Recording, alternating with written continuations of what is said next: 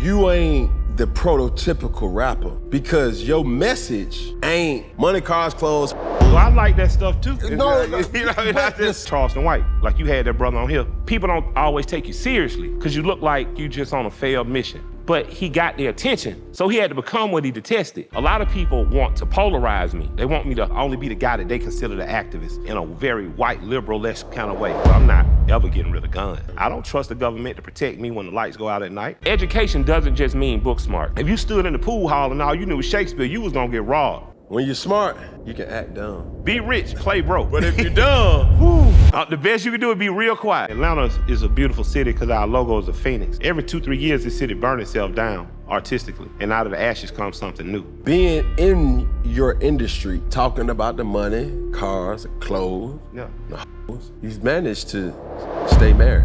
I'm not moved like a regular Joe. I'm not moved by no regular. Correct. I did not wish for a regular life. I did not marry a regular wife. I mean that. From a person who has multiple baby mothers. Yeah, I don't understand the concept of when people say, well, you're creating broken homes. If you're going by the Western Christian archetype, absolutely. But if you're going by, man, Bessemer, Alabama, Macon, Georgia, North Florida, South Georgia, shit me, I know some with 3-4 families. And all the children turned out to be successful. I don't care how people view it. Make it your job to make sure that those children are connected beyond you. You know, me winning 3 Grammys this year was not the crown jewel on a crown that I've been wearing. It is the first jewel. Everybody's not gonna get Michael, everybody's not gonna like Michael, and that's fine. But you will respect Michael. You're the last person to have Andre 3000 rap. Yeah. He don't do that for everybody. He doesn't. People wanted to hear, hey, y'all, something. He blew a flute. Yeah. Is the rapper extinct? You never know when death's gonna knock. I didn't want him to go without continuing to give the world artistically something. Correct. I'm proud of Dre for being courageous enough to do it, because it takes a lot of courage. So whatever he giving, I'm down to try out.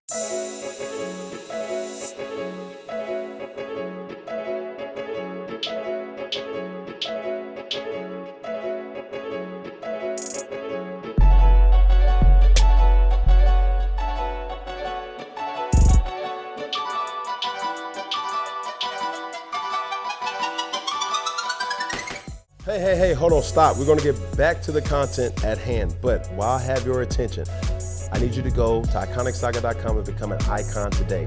That's ad-free content, exclusive giveaways. Become an icon today. Just $1 a month. Back to the show. Hey, you! Come here real quick. Come in closer. Closer. Hey. Hit that subscribe button.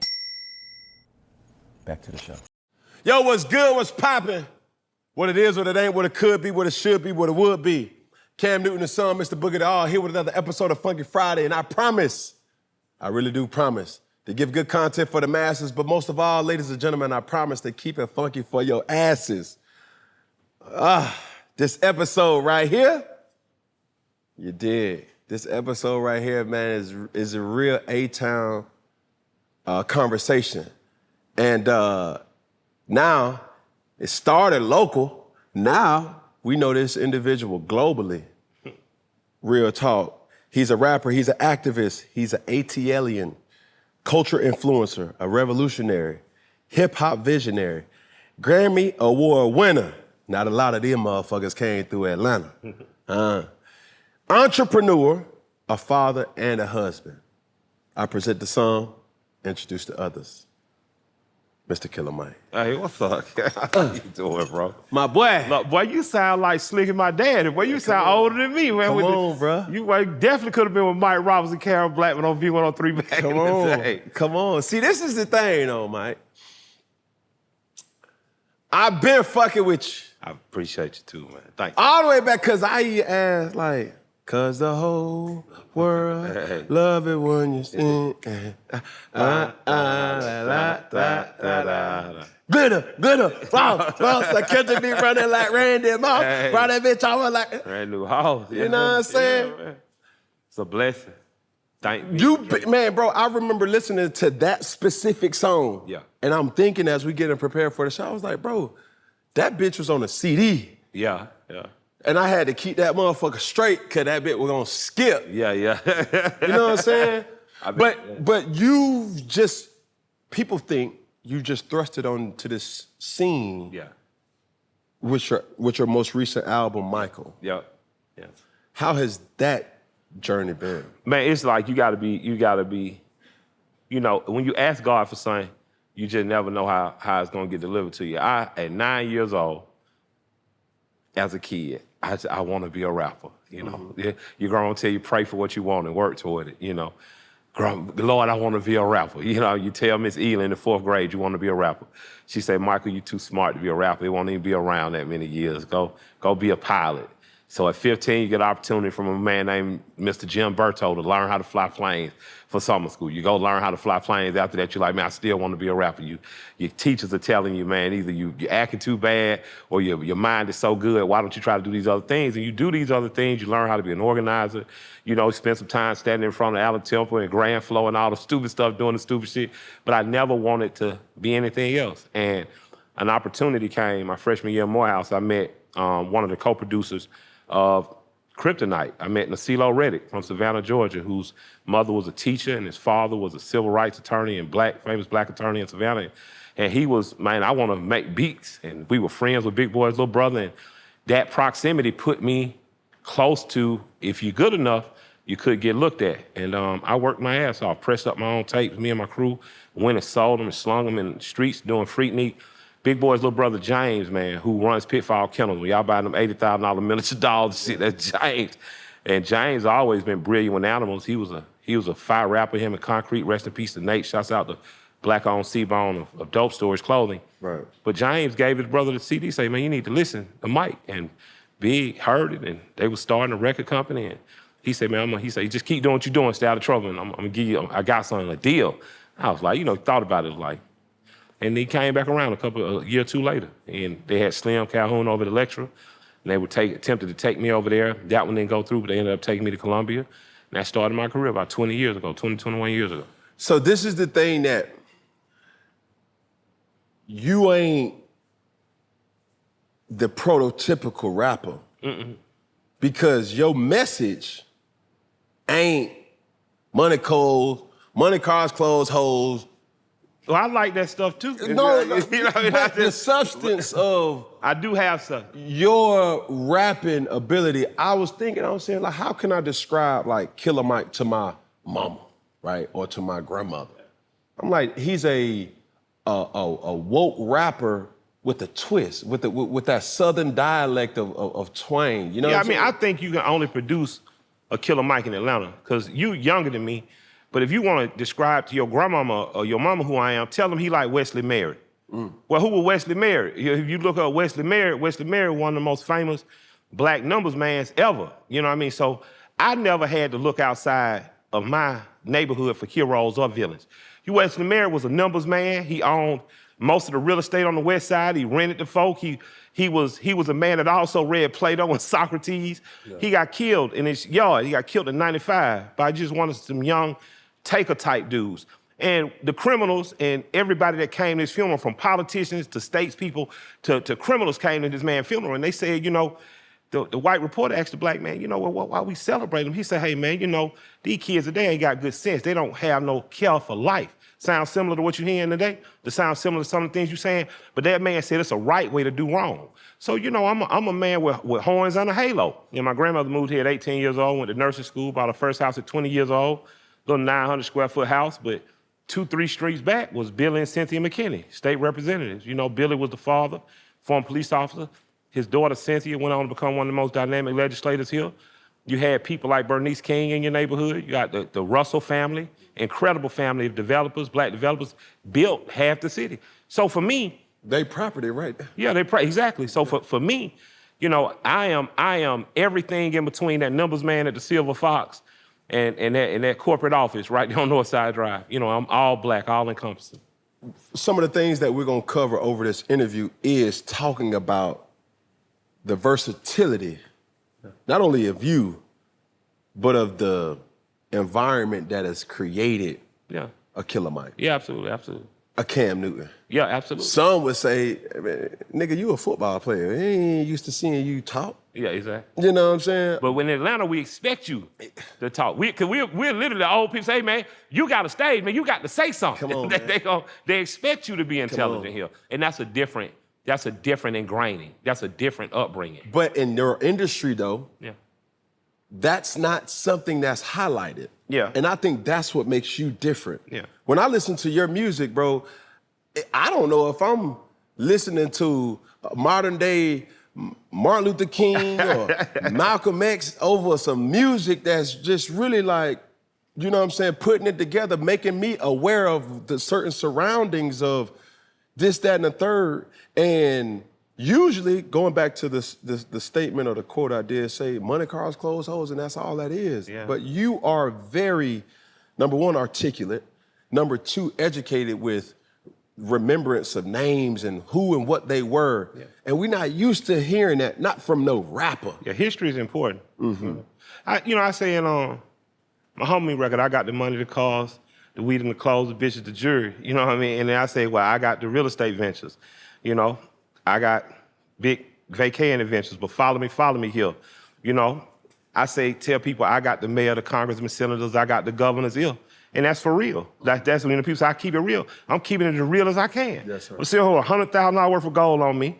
I got a muscle car out back. I'm gonna drive back to a black neighborhood, park next to my black neighbors, and I'm probably gonna text the governor, your guy didn't look so good last night. You know what I mean? Like, that only happens when you actively involved in every aspect of your community you can be. And that's one thing I've always been encouraged to be. I've been mentored by Andy Young since I was 15 years old.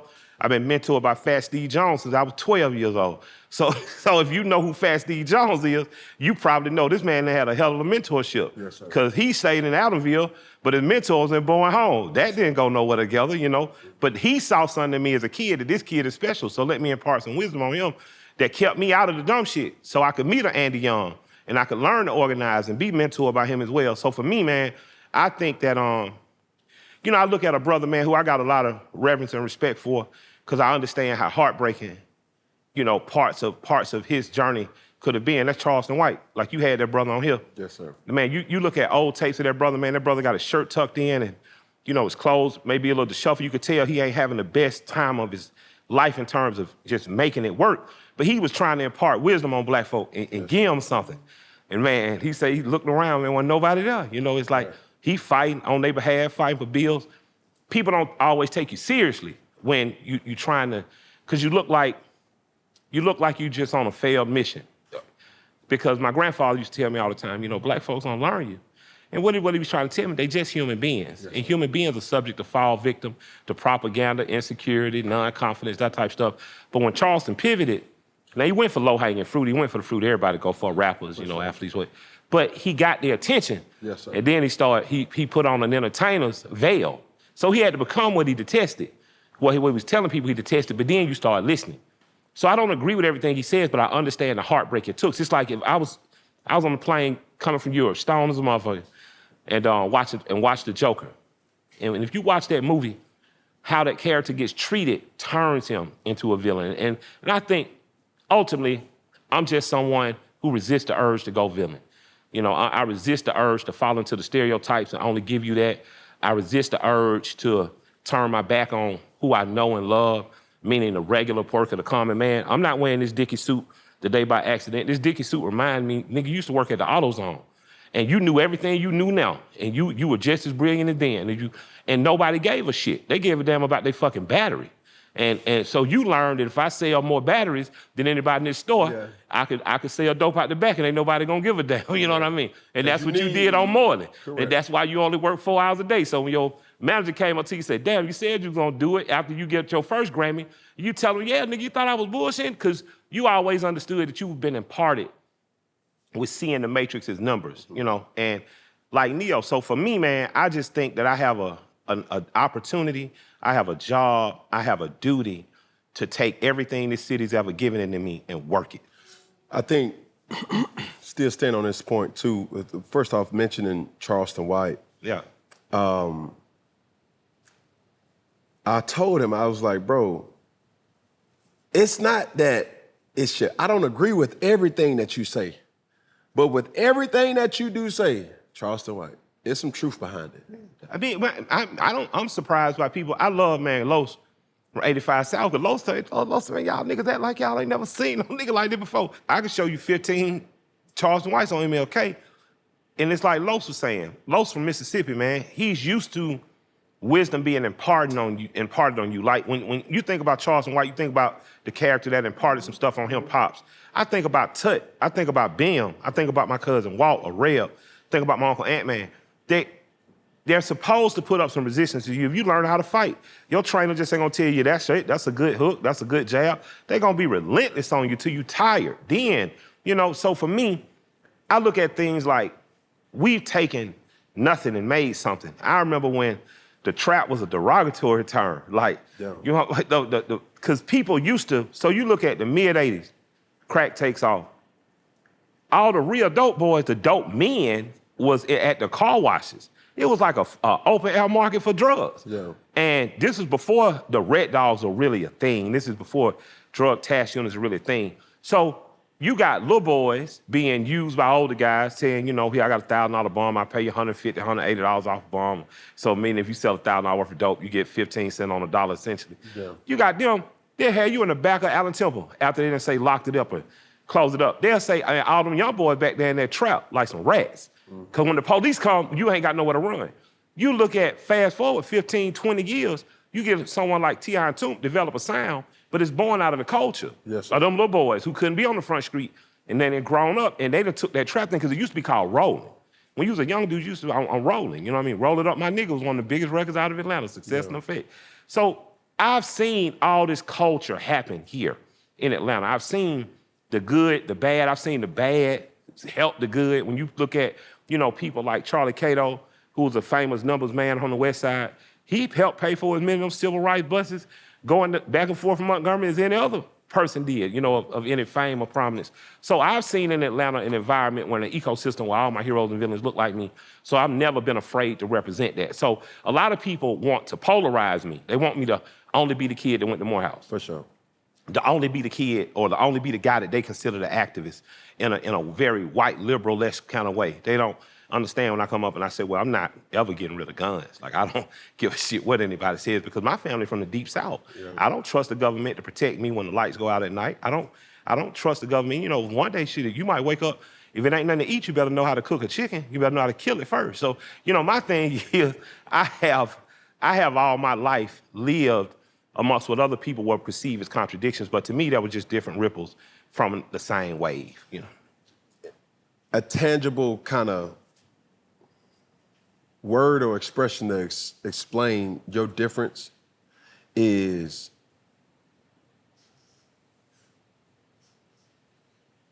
you're not afraid to admit that you are educated. No, why should you be? No. In your realm, niggas ain't really talking about, man, I went to Morehouse, you know what I'm saying? Nigga, I went this place, I learned from this person. Yeah. These are community activists, and I'm still popping shit, talking shit. I'm riding my Chevelle, eating at Waffle House, motherfucking talking to, going down busy. Like, all these different things, people are saying it, not in the more educated way where I'm a college or high school dropout. You feel what I'm saying? Like, I ain't need school. I just wanted to sell drugs. Yeah. And I think that's what's different. I embrace education. I love education. I love learning. I'm forever a student. And a lot of people are ashamed of that. And I'm not talking about the people rapping. Yes, sir. I'm talking about the people listening. Mm-hmm. It's a lot of people going to great jobs every day, engineering, nursing, doctors, engineers, and they playing some trapped out shit. Yeah, for sure. But it's motivational. It's America loves a bad guy. I went a few years ago. GQ magazine brought me out to a track in California. You had to own a house to run the track. So to own a house, I think the average house is like $3 million. So you got to buy a $3 million house just to pull your Ferrari out and drive on this track. I would get a chance. I'm out here with all these old white men. We kicking. I'm looking at McLarens. I'm looking at some of the Lambos. Of course, I'm driving the Hellcat. They had the Vet out there that day. I think the Mustang. I'm just out of this world crazy cars. And I go to the restroom. And when I walk in the restroom, I see mugshots. huge, beautiful paintings of mugshots of Frank Sinatra, Elvis Presley, Johnny Cash, John Dillinger. And I said, man, this country we love a villain.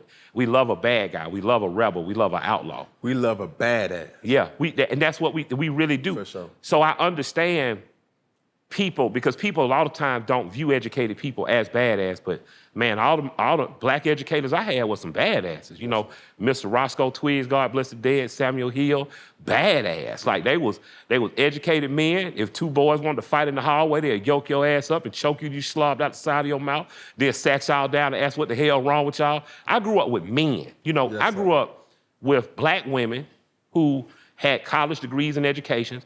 The men they married, though, most times were men of a working class background. And they were some badass dudes. They were some dudes that was all about fishing, all about hunting, all about fighting, if that's what you wanted to do.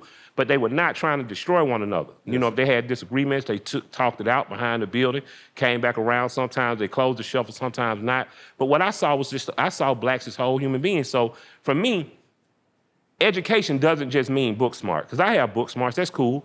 But if you stood in the pool hall and all you knew was Shakespeare, you was gonna get robbed. You was gonna get victimized, you know what I mean? So I wanted to hang in the pool hall too, so I understood that I needed to have the education. A little bit of both. Yeah, and a lot of both if you wanna go far, you know what I mean? So for me, man, I've never been ashamed of education. And especially coming from Atlanta, you don't wanna go to a school named for Frederick Douglass, your rival school named for Benjamin E. Mays. Your daddy went to a school for C.L. Harper. You don't want to go to these schools named for these and proclamated for these brilliant black people and not be brilliant yourself. Yeah. You know, to be something less than. When I found out, you know, Dr. King, and I knew he went to Booker T. Washington, but Lena Horne went to Booker T. Washington. Like, people from all over America would send their black children. This is before college now. Yes, this is a high school. I'm just like, I can't be dumb. I saw how they treated dumb kids. I didn't want to be dumb. I implore children out there, don't be dumb, because they're going to always treat the dummy bad. I tell you like this. When you're smart, you can act dumb. You can play dumb. Yeah. Be smart, play dumb. Be rich, play broke. But if you're dumb, whoo, you can't act. You can't act smart. You can't act smart. The best you can do is be real quiet. And that's about it. You know what I'm saying? Be real quiet. But we don't hear a lot of rappers or musicians speaking about education. If anything, we hear smoke this, drink this, pop this, fuck this. But you gotta look at people's actions too now, you know, because it's entertainment. I remember as a kid, you know, I started to understand the line between, you know, I was scared of Friday the 13th or something. My dad said, just makeup. He ruined horror movies for me for life. Because then I couldn't suspend disbelief anymore. But I think as parents, we could do a better job. My mom did a great job of listening to music with me. Yeah. And a lot of times you don't dispel a kid's disbelief by saying, oh, that ain't true, that ain't, you get that with it. I remember Dr. Naeem Akbar say he watched the Terminator with his kids. He was watching Terminator, like, oh man, can't nobody do that, ain't nobody. So he was really dispelling that superiority thing by just, in certain little doubts of, nah, that's, okay, look, the black man, the scientist, I like that part, that's what. And he was building up. So for me, I look at it like, people talk about Lil Baby. Man, brilliant kid. People say, man, well, his music says this, but what is he doing? Like, he's opening restaurants. He's buying every store every trapped in front of. He's giving people opportunity and jobs. That should be what your high school teacher talks to you about.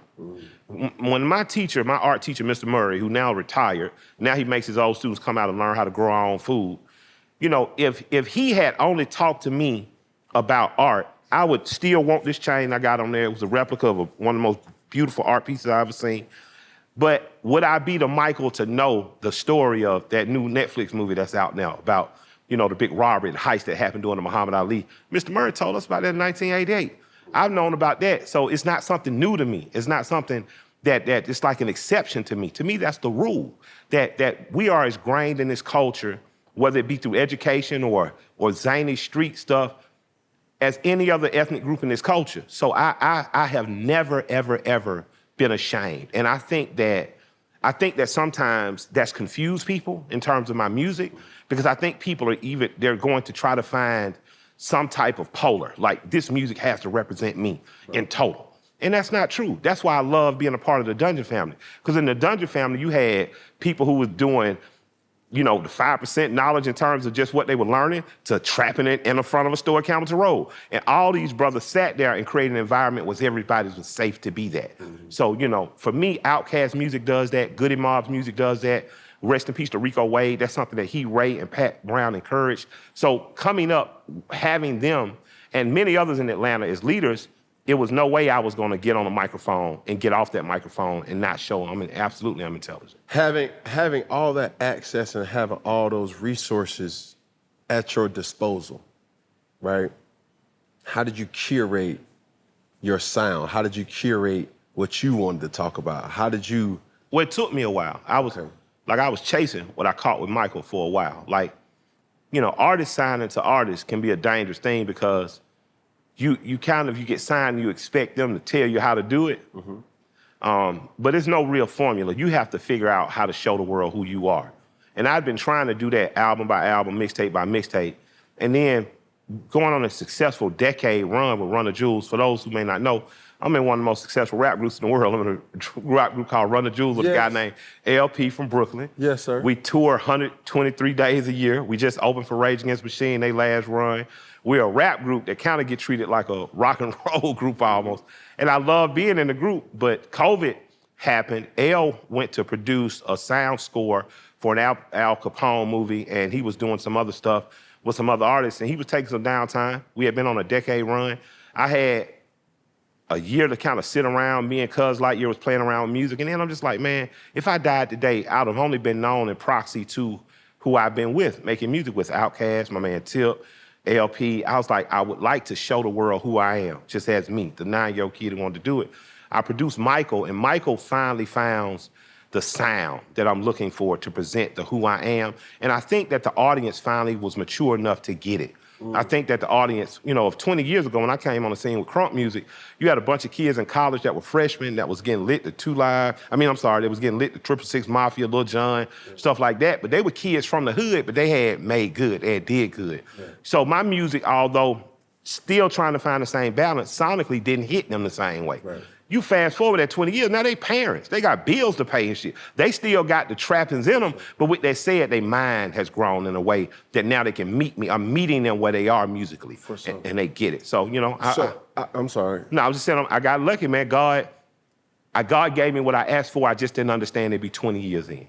People can't really appreciate, some can't really appreciate the reaction Killer Mike. Versus the slumber Killer Mike. That was my favorite song on the album. Thank you. Thank you. And you know what I'm saying? You gotta hear it on the new one. We did a Slumber for Junkies where we made a hybrid of the two songs. It's like a 10-minute record. Bro, that shit was, I had a situation like that too. Yeah. And bro, you snap, bro. It was so beautiful that,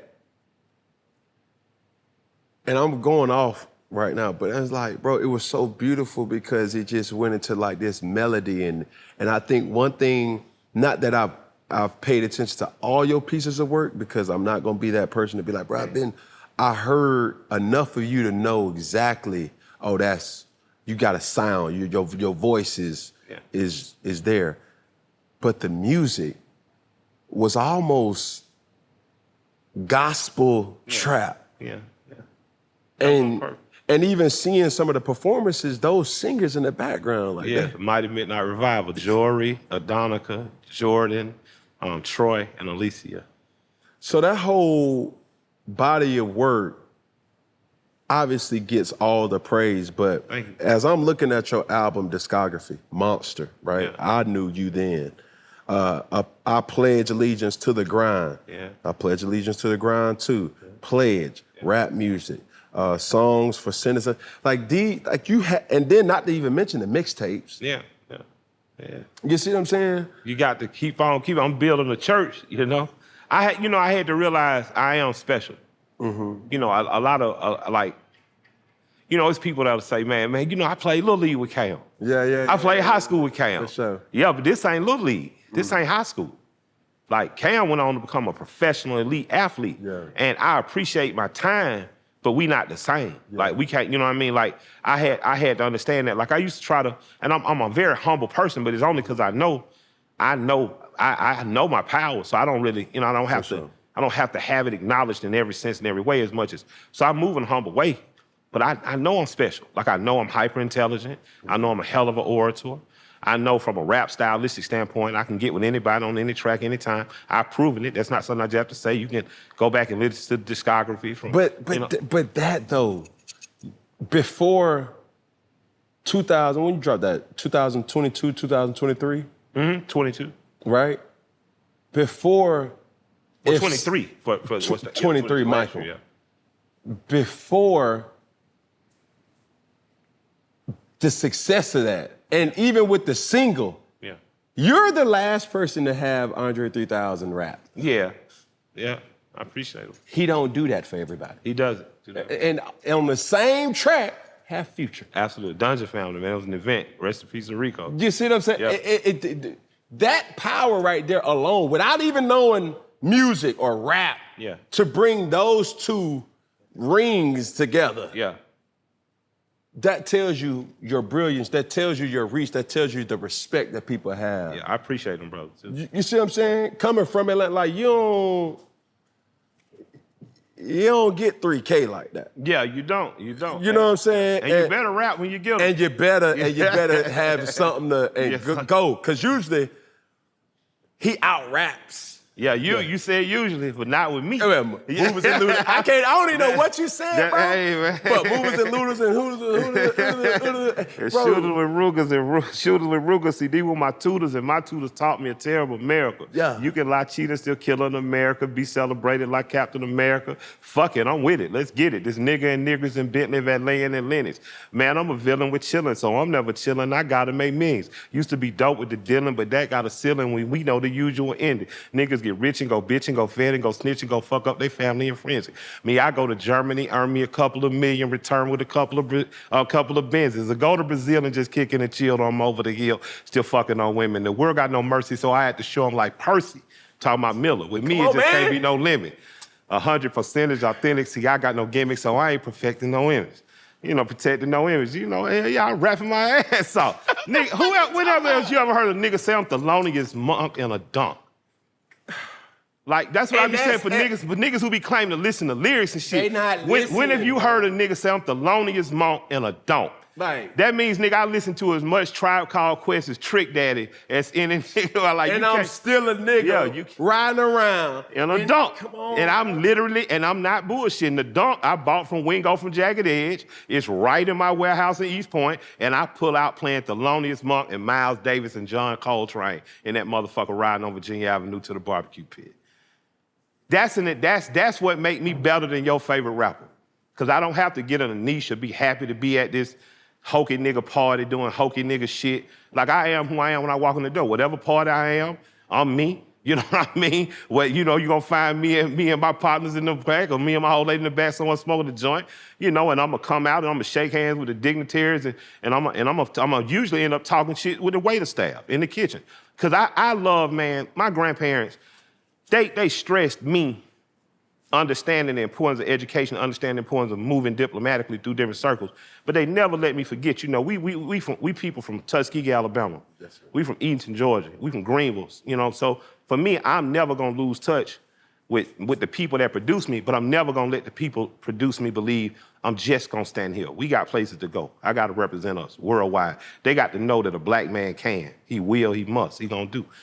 So if you with me, cool. If you don't catch me after I die, cool too. But I'm building a church while I'm here. The congregation growing, the crowd's getting bigger, and I'm happy. I didn't know it was gonna take this long. I didn't know that I had to go through this much forest to get to the mountain, to get to the peak. I didn't know when I got to the top of the mountain that I was gonna look over and see a bigger mountain I wanna climb, but you gotta climb down this mountain first. But I know I'm up for it. Are you speaking?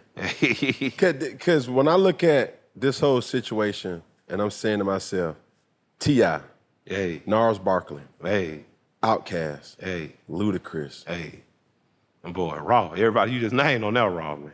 Killer Mike. Hey, man, I am. Yeah, absolutely.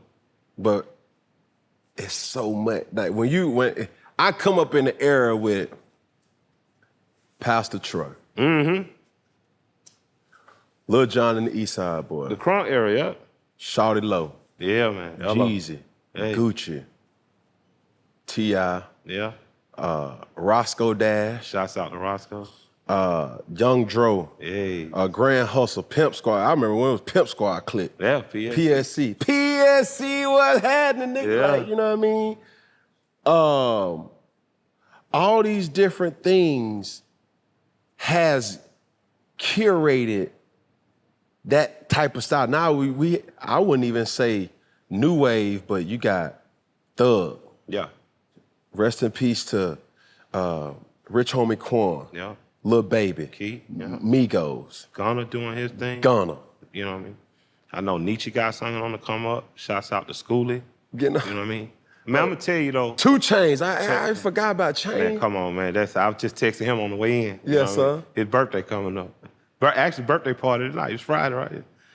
I'm gonna tell you something, man. Atlanta is a beautiful city because our logo is a phoenix. Every 2-3 years, this city burns itself down artistically, and out of the ashes comes something new. You know, and that's the beautiful thing about this. Like, stylistically, Outkast did it every 2 years. They dropped the album. The Outkast that you got on the next album wasn't the Outkast from the album before. The Goody Mob did the same thing. Yeah, as a city, I think that Atlanta's beautiful for self-destructing. It blows itself up, it burns itself up, and then it sprouts a new sound. And I think that as long as we do that, we'll be around forever. If we get too comfortable in one sound too long, and we'll slip. You know, it's just like it's like the Braves of the '90s. We had a pitching lineup that was unstoppable. Swear. By the time you get 6-7 years in, everybody's emulating that. So it becomes you got to go back against some bats. Can't just be pitching and finesse in. So you know, I think that Atlanta understands that stylistically, we have to always be on a hunt for something new. I think that's why we stay in the race. Say less. Now, as we transition into this, being in your industry, talking about the money, cars, clothes, the hoes, you've managed to stay married. Yeah. You know what I'm saying? Yeah. And even it was a line in your album that was like, well, hinting towards your wife, but you was doing it in a way that was like, you better have, you know what I'm saying? Oh man, you better buy. She expensive. I said, she said she buy a new purse every week. That, like, hinting towards like, just bro, like she still is acknowledged. Like that's still who she is. Matter of fact, nigga, when I seen you in Waffle House, there she was. Yeah, she with me. Me at my ace. You know what I'm saying? But everything, Killer Mike. You see me in the flying. You see what I'm saying? She gonna be with me. She see me next to the president. That's not what we used to see in rap music. You see what I'm saying? We used to niggas flaunting multiple women. We not used to rappers being family men. Man, I said at the end of the record with me on Dre and Future Science and Engineers, I say, you know, I'm not moved like a regular Joe. I'm not moved by no regular hoe. Correct. I did not wish for a regular life. I did not marry a regular wife. I mean that. I just, you know, with me, man, I didn't want to, I have a problem squaring up. So, you know, whatever woman or women that have been around me or with me, it's not gonna be traditional. So, you know, me and my wife, man, we got a great relationship, a great friendship. Yes, sir. You know, sometimes we like sisters and brothers. Sometimes we like sisters and brothers fighting like cats and dogs. Sometimes we locked in solidarity making it happen, but it's a marriage all the way. But, you know, my thing is, I saw my grandparents go all the way. So once I locked in, I'm locked in with you. You know, but I'm a man. You know, I go to the flame. Shit, shit. So if you like me, I like you too. Can you convince her to like us? You know, that's my thing. So I like you. I like you too. Go talk to Shayla, see if she'll like both of us. You know what I mean? But I can't act as though I don't got one when I do. Because I do. And she, you know, Bankhead Seafood is not far from here. When I look at me and Tip, we bought it. You know, me and Tip had an idea to start doing some business together. Me and Tip had the idea to take the legacy that's along Bankhead, whether it's the Kmart that he bought to turn in 143 units of affordable housing or the apartments I bought in the Bluff. We said we want to not just be of this neighborhood. We want to be in this neighborhood the rest of our life. So we got a chance to buy the building. We got a chance to buy the recipes. We got a chance to say we're gonna take this 50-year restaurant and keep it another 50 years. Well, man, we still shit. We on the road. That nigga rap and do comedy now. Yeah. We got all kind of shit to do.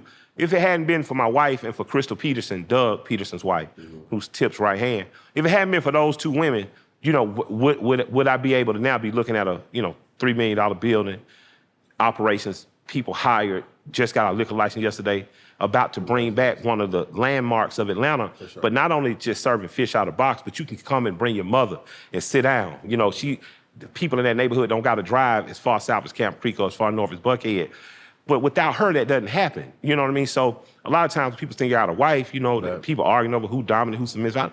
I don't know. What I know is I got a partner. I got a life partner. And she been with a lot of the bullshit I'm with, and she with a lot of the good shit I'm with. And as long as I got a partner in crime, then it's our time. We can get it figured out, you know. And I appreciate her for that, you know. Because I ain't easy. She ain't easy. Sir. But we, you know, we figure it out, you know. So staying on this turn too, making it make sense, I was having this conversation with my partner.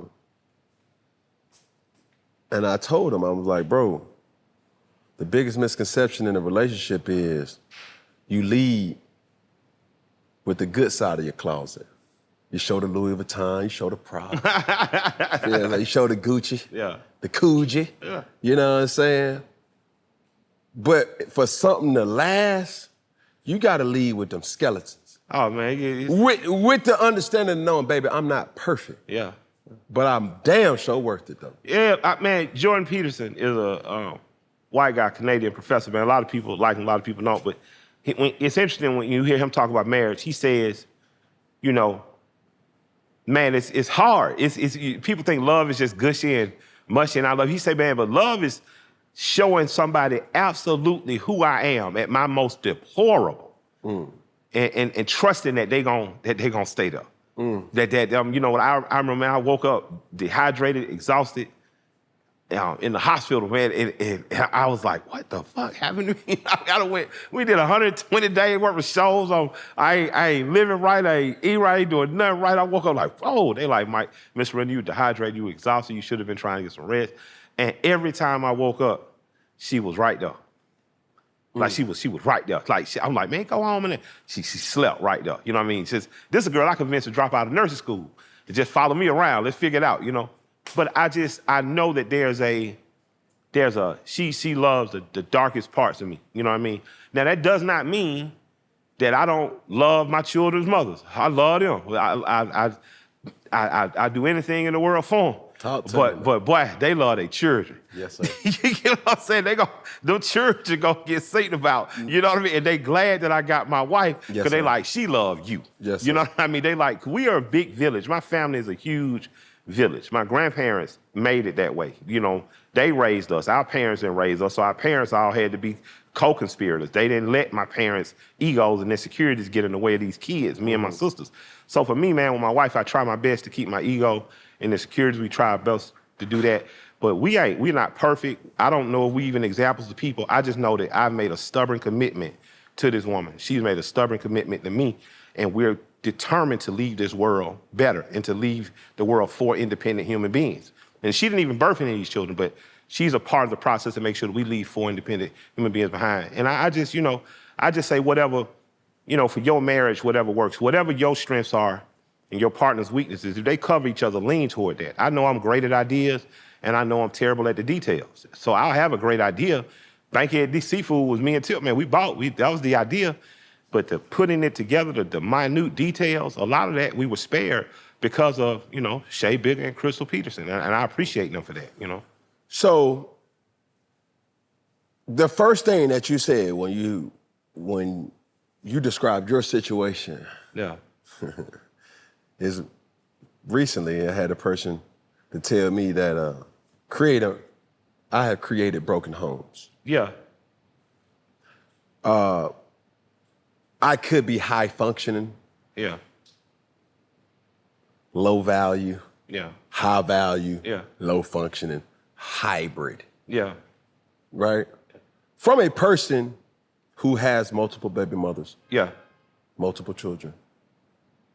How have you been able to not take that as a stressing, but a blessing? I mean, at times it has been stressing. For more times than not, it's been a blessing.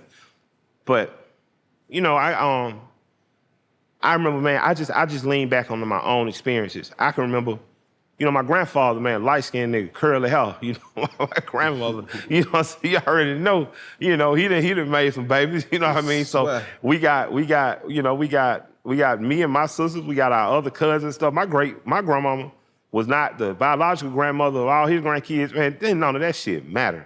What mattered to us is these children, to my grandparents, is these children, no one. So my grandfather told us, you don't need friends, that's what you got cousins for. I still talk to my cousin Lamar on a bi-weekly basis. Like, hey, how you doing? Cousin, I'm just checking on you. You know what I mean? I just want to see how you doing. Because we all slept on that floor on Collier Drive together. Yes, sir. They made a big pallet. Everybody slept on the floor together. We got up. So I don't understand the concept of when people say, well, you're creating broken homes, things of that nature. If you going by the Western archetype, if you going by the Western Christian archetype, absolutely. But if you going by, man, Bessemer, Alabama, Macon, Georgia, North Florida, South Georgia, shit me, I know some niggas with 3-4 families. And all the children turned out to be successful. You know, and that's something that we don't like to hear, don't make us comfortable. But Shahrazad Ali said it years ago. She was like, you know, say you ain't got to give a black man permission to have another woman. Say they been doing that. My thing is, do those children say, I love and respect my father? Are those women loved and respected and protected? You know, I don't have to have sex with the mothers of my children, but boy, ain't no car notes late. You know, and I'm not talking about just me. Again, I'm wearing this. I'm talking this I know some niggas work for waterworks that they children mama's not worrying. You get what I'm saying? Yes, so for me, if you're a man and you've made these children now, you know this is not the perfect environment or whatever you and this woman might be having between y'all insecurities and egos, but you know if you guys cooperate and collaborate, these children grow up better. I got friends that are of other religions and ethnicities. Some of them are black people. The ones that I've seen be involved in, you know, stranger relationships, people might not understand, whether it be polygamy or polyamory or whatever, however they pronounced it. A lot of their children go to school on college for free. And I'm just the kids, some of the kids, like, man, so a lot of kids I see go to these schools that are prominent here in Atlanta, 2-parent household, the parents kept it square all the way through. The parents still got to after that, they got to pay for college too. Yeah. Well, where's all this? You know, where's the investment? What my thing is ultimately, what's gonna give us good children? I can't take back what I've had. I saw somebody reviewing my album, the newest one, and it was saying, yo, I don't have any children. Yeah, it's like he's bragging, because I said I had children by multiple women, lived multiple lives. You know, I treat them all, I treat them like multiple wives. Important they see that they was much more than just my baby mamas. You know what I'm saying? I'm not saying still treat them with pride, still treat them with honor. Important to me that they see that they was much more than just my baby mamas. The 3 women that gave me children are not my baby's mothers. These are queens in my eyes. These are empresses. Even the days where we have not gotten along, you have given me the most important gift any human being could have given me, and given me these human beings. So I don't care how people view it. I don't care how people view the function. I don't care if people, you call it a broken home, I buy y'all asses homes all on the same street next to each other then. I do that shit like Bill on Big Love. Everybody have a goddamn house and share the same backyard. But you're not gonna tell me, because I grew up in the crack era, I grew up with kids who were growing up in foster care. I know people who don't even know their fathers. I know people who don't know their fathers and mothers because of drug use and stuff. So you can't tell me that because it's not the Christian Western ideal, that somehow, because what about the brothers that's Muslim? That might have 3 or 4 wives. Yes, sir. Their children seem to be more disciplined. What about the Pentecostal folks that have a bunch of kids? They say you ain't supposed to have a bunch of kids. Pentecostal folks might have 8, 9, 10 kids. They bring a whole goddamn band to church. Watch out. You get what I'm saying? Yes, sir. But what are you putting into these children from a moral standpoint? Yes, sir. You know, what are you putting into these children in terms of functioning on a high vibration or whatever they're saying? My thing is, can I raise independent human beings who are not going to be dependent on others, who are going to be of good moral, sound structure, and going to have integrity, and follow the 3 rules my granddaddy gave me. Take care of yourself and take care of your siblings. Don't embarrass me in your mama's name, and don't embarrass colored folk. So if I can just live a life like that, where I'm not an embarrassment to black people, I have not embarrassed my own name and my grandparents' name, and I have not embarrassed myself, and I've managed to help take care of myself and my sisters, and I've lived a life worthy, because ultimately here's the only opinion that matters. You know, I respect therapists, I talk to mine. Some of the things they say are cool, some of the things I'm like, well, that's hogwash, you know what I mean? Like, you know, I'm all for men having sensitivity, but nigga, you can't sit around and cry every day. Yeah. My grandfather died 20 years ago. My sister, my youngest sister, walked up behind me. She put her hands on my shoulder. She said, well, get it all out now, because tomorrow you're the leader of this family. I wasn't prepared to lead no family 20 years ago. It took me 20 years how to figure this shit out. But now that I have it figured out, the same sister called me and said, you're doing a good job. I like how you're doing it. You know, I sat down today, my assistant says to me, my executive assistant said to me, she said, make sure I put the executive in here. She says to me, she says, you know, I want you to show Anaya some grace. You know, my oldest daughter, she said, because you be on her, you know what I mean? But it's because when you were on the road so much when she was a child, you didn't get a chance to be everyday father, and you're trying to overcompensate sometimes. So show her some grace. You know, it takes a village, because she's my confidant on a daily basis. She knows how I feel about my daughter. She knows I'm absolutely in love with both my daughters, but she knows that my oldest daughter, it may take her a little longer to catch on to responsibility because her daddy spoiled her, because her daddy couldn't be there every day, so everything she ever asked for, her daddy was like, well, boom. You know, well, now it's the time where it's like, okay, now you have your house, now you have your career, now you have these things, now you have to be a little more patient, and you have to approach your relationship with her in a different, it's not authoritative now, you know. So you learn, man. But I want to tell all the brothers out there with multiple children, make it your job to make sure that those children are connected beyond you. Not just on your birthday and on Father's Day and on Christmas. Make sure that those children have to get together when you're not together. My oldest daughter said to me, why haven't we went to my granddaddy Mike's family reunion? I said, well, I'm always on tour. I say, but this year I got something for you. I sent their ass in the car all together. They say, but Daddy, we don't know nobody. I said, good. By the time you leave, you'll know everybody. Yeah, know everybody, Daddy. You'll know what they like, what they don't like. Absolutely. What they vice. Absolutely. You know what I'm saying? I think that clip, right, that did go viral. Yeah. And it's creating these different seasonal words. You know, every season it's a new... Yeah, toxic and all this other shit. Low vibration. Yeah. High function. What they say, what was the LeBron one and Bronny James? Shucks, man, when they said Bronny. What was the nepotism? Nepotism. Yeah, you said nepotism is as American as can be. We love it when it's the Kennedy. Come on, man. Why wouldn't you want nepotism? All these words for certain seasons, but I would say to this, right? I think when it was said to me,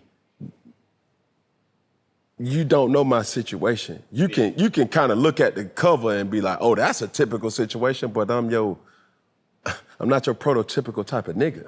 Yeah, you're not. You know what I'm saying? Like, I know that my whole focus, if you call my baby mama Kia right now and you ask her what my New Year's resolution was and is, and if you can ask my girl, Jazz, you ask her what my New Year's resolution is. I wanted to build my relationship and co-parenting with all my baby mamas. That's beautiful. You see what I'm saying? And it be respectful. Yeah. So even if we're not having sex, even if we can still co-parent at a high realm, because I would hate for any of my baby mothers to describe me as, you acting like your daddy. Yeah. Gone now, gone. Nah, I want that to be love. Even if it's the week or the day that I don't supposed to have my kids, if I say, hey man, I want to take them to a high school football game, or I want to take them to the Panthers game or the Falcons game or the Braves game or the Hawks game, you know what I'm saying? You should listen to my music more. It's probably built for you. That's what I'm trying to tell you. Right. I said I once had 3 women live multiple lives. Like, come on, bro. I'm here with, so it's so relatable to, especially for me, knowing that it's not a conventional situation, it's unconventional, but I make it perfect for what it is. I mean, but my thing is, man, Ted Turner, man, is one of the greatest Atlantans ever. Mm-hmm. He's an absolutely amazing human being, and he was a maverick. He was wild as could be. Yeah. Lived one of the most exciting, badass lives ever. You don't hear him getting the same critique. You know what I mean? Eddie Murphy, Eddie got, 10, 11 kids. You never hear him getting the same critique. It seems to be... Hold on. I'll give you another one. Tom Brady. Oh, man, shouts out to Brady. Yeah, shouts out to Thomas, man. Thomas. You'll get mad at Thomas. I think that the more private you keep your personal life, the better for the children. Right. And, ultimately, You know, people can have their opinions on your situations based on what their egos and insecurities. Correct. Or real thoughts and beliefs, like from a moral or integrity standpoint. But I remember being young when I finally got outside of my neighborhood and outside of just Black Atlanta and started organizing with kids who were white, who were other ethnicities and stuff. A lot of them who grew up in strictly two-parent households, man, it was a weird occurrence because they didn't like their parents. And they didn't have any way to express, or so they just turned into all type of rebellion. I remember the first time I met some of my friends whose parents were in arranged marriages. I thought their parents were some of the most loving people, just loved each other. Their parents didn't even know each other before they were married. But they figured out learning and loving one another and raising successful human beings. So I just say there is no cookie cutter. Overall, society states one man, one woman, multiple children. That's the way. The government says. So that's what I mean by society. You know, and that's the way. Okay, I get it. But ultimately, whatever circumstance these children in, they're here now. Yes, sir. And it's going to take a village of people. And I just like to encourage the sisters who I've seen, because man, so many Black women have been pushed to a place of insecurity and ego that it's a shame. I just want to say, man, just thank you guys for cooperating and collaborating and making sure these children know one another. Thank you guys for the cooperation and collaboration and make sure these children see each other as siblings, because, you know, if it's not for that connectivity, we'd be lost. And there are more mothers that do that than not.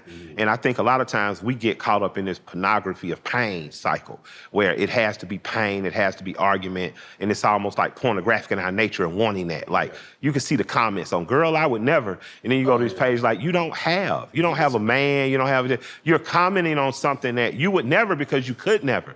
And I remember seeing— Never have I ever. Yeah, and there's no disrespect to the sisters, but it's like, you don't know what you can do when it's about a child. There's a story of Solomon in the Bible, and Solomon's a wise Hebrew king, and two women come before him. It's before, DNA test. They say, man, this is my child. And Solomon then like, how am I gonna know who child this is? You know, both of them probably dark women, this little dark baby. Who baby this is? And Solomon said, well, cut the baby in half, give each half. And the real mother say, no. You know, let you raise that child. I don't want my child to die, you know.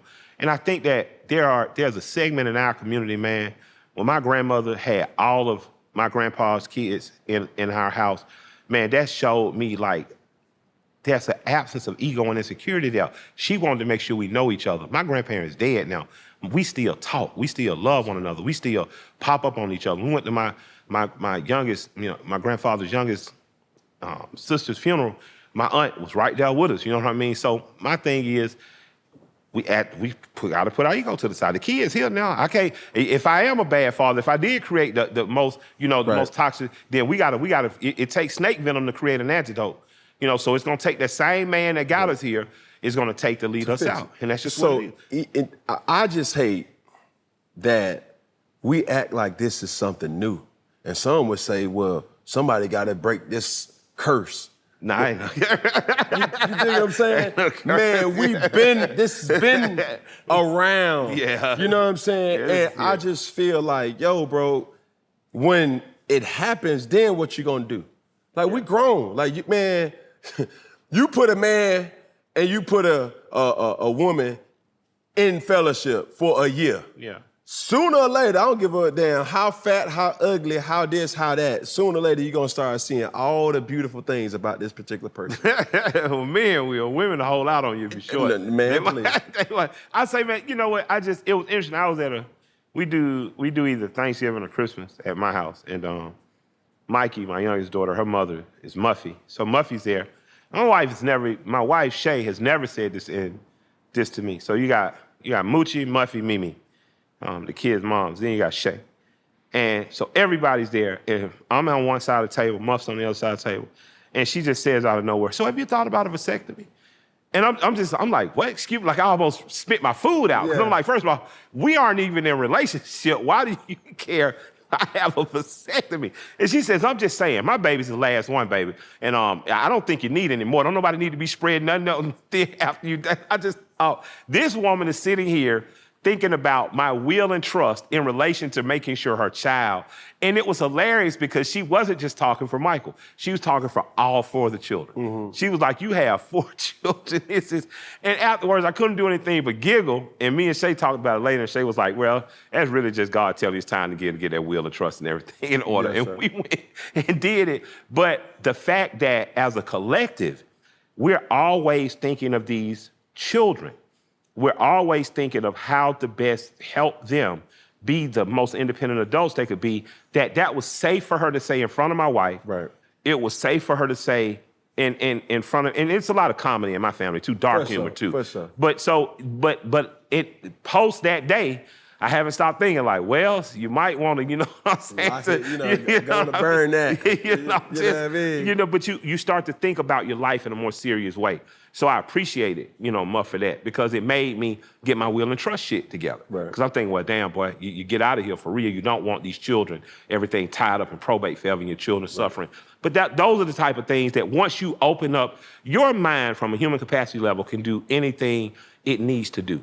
And I would just implore Black people, especially in this country, to understand that we've only been free 60 years. Culturally, we don't know who we were before we got here.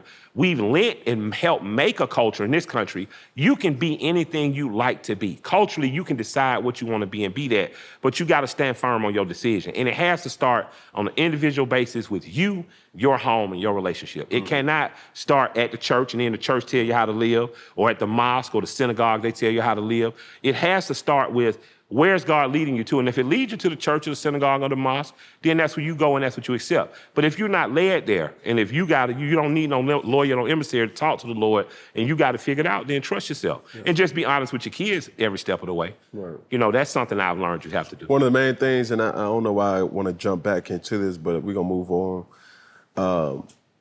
The movie Fences.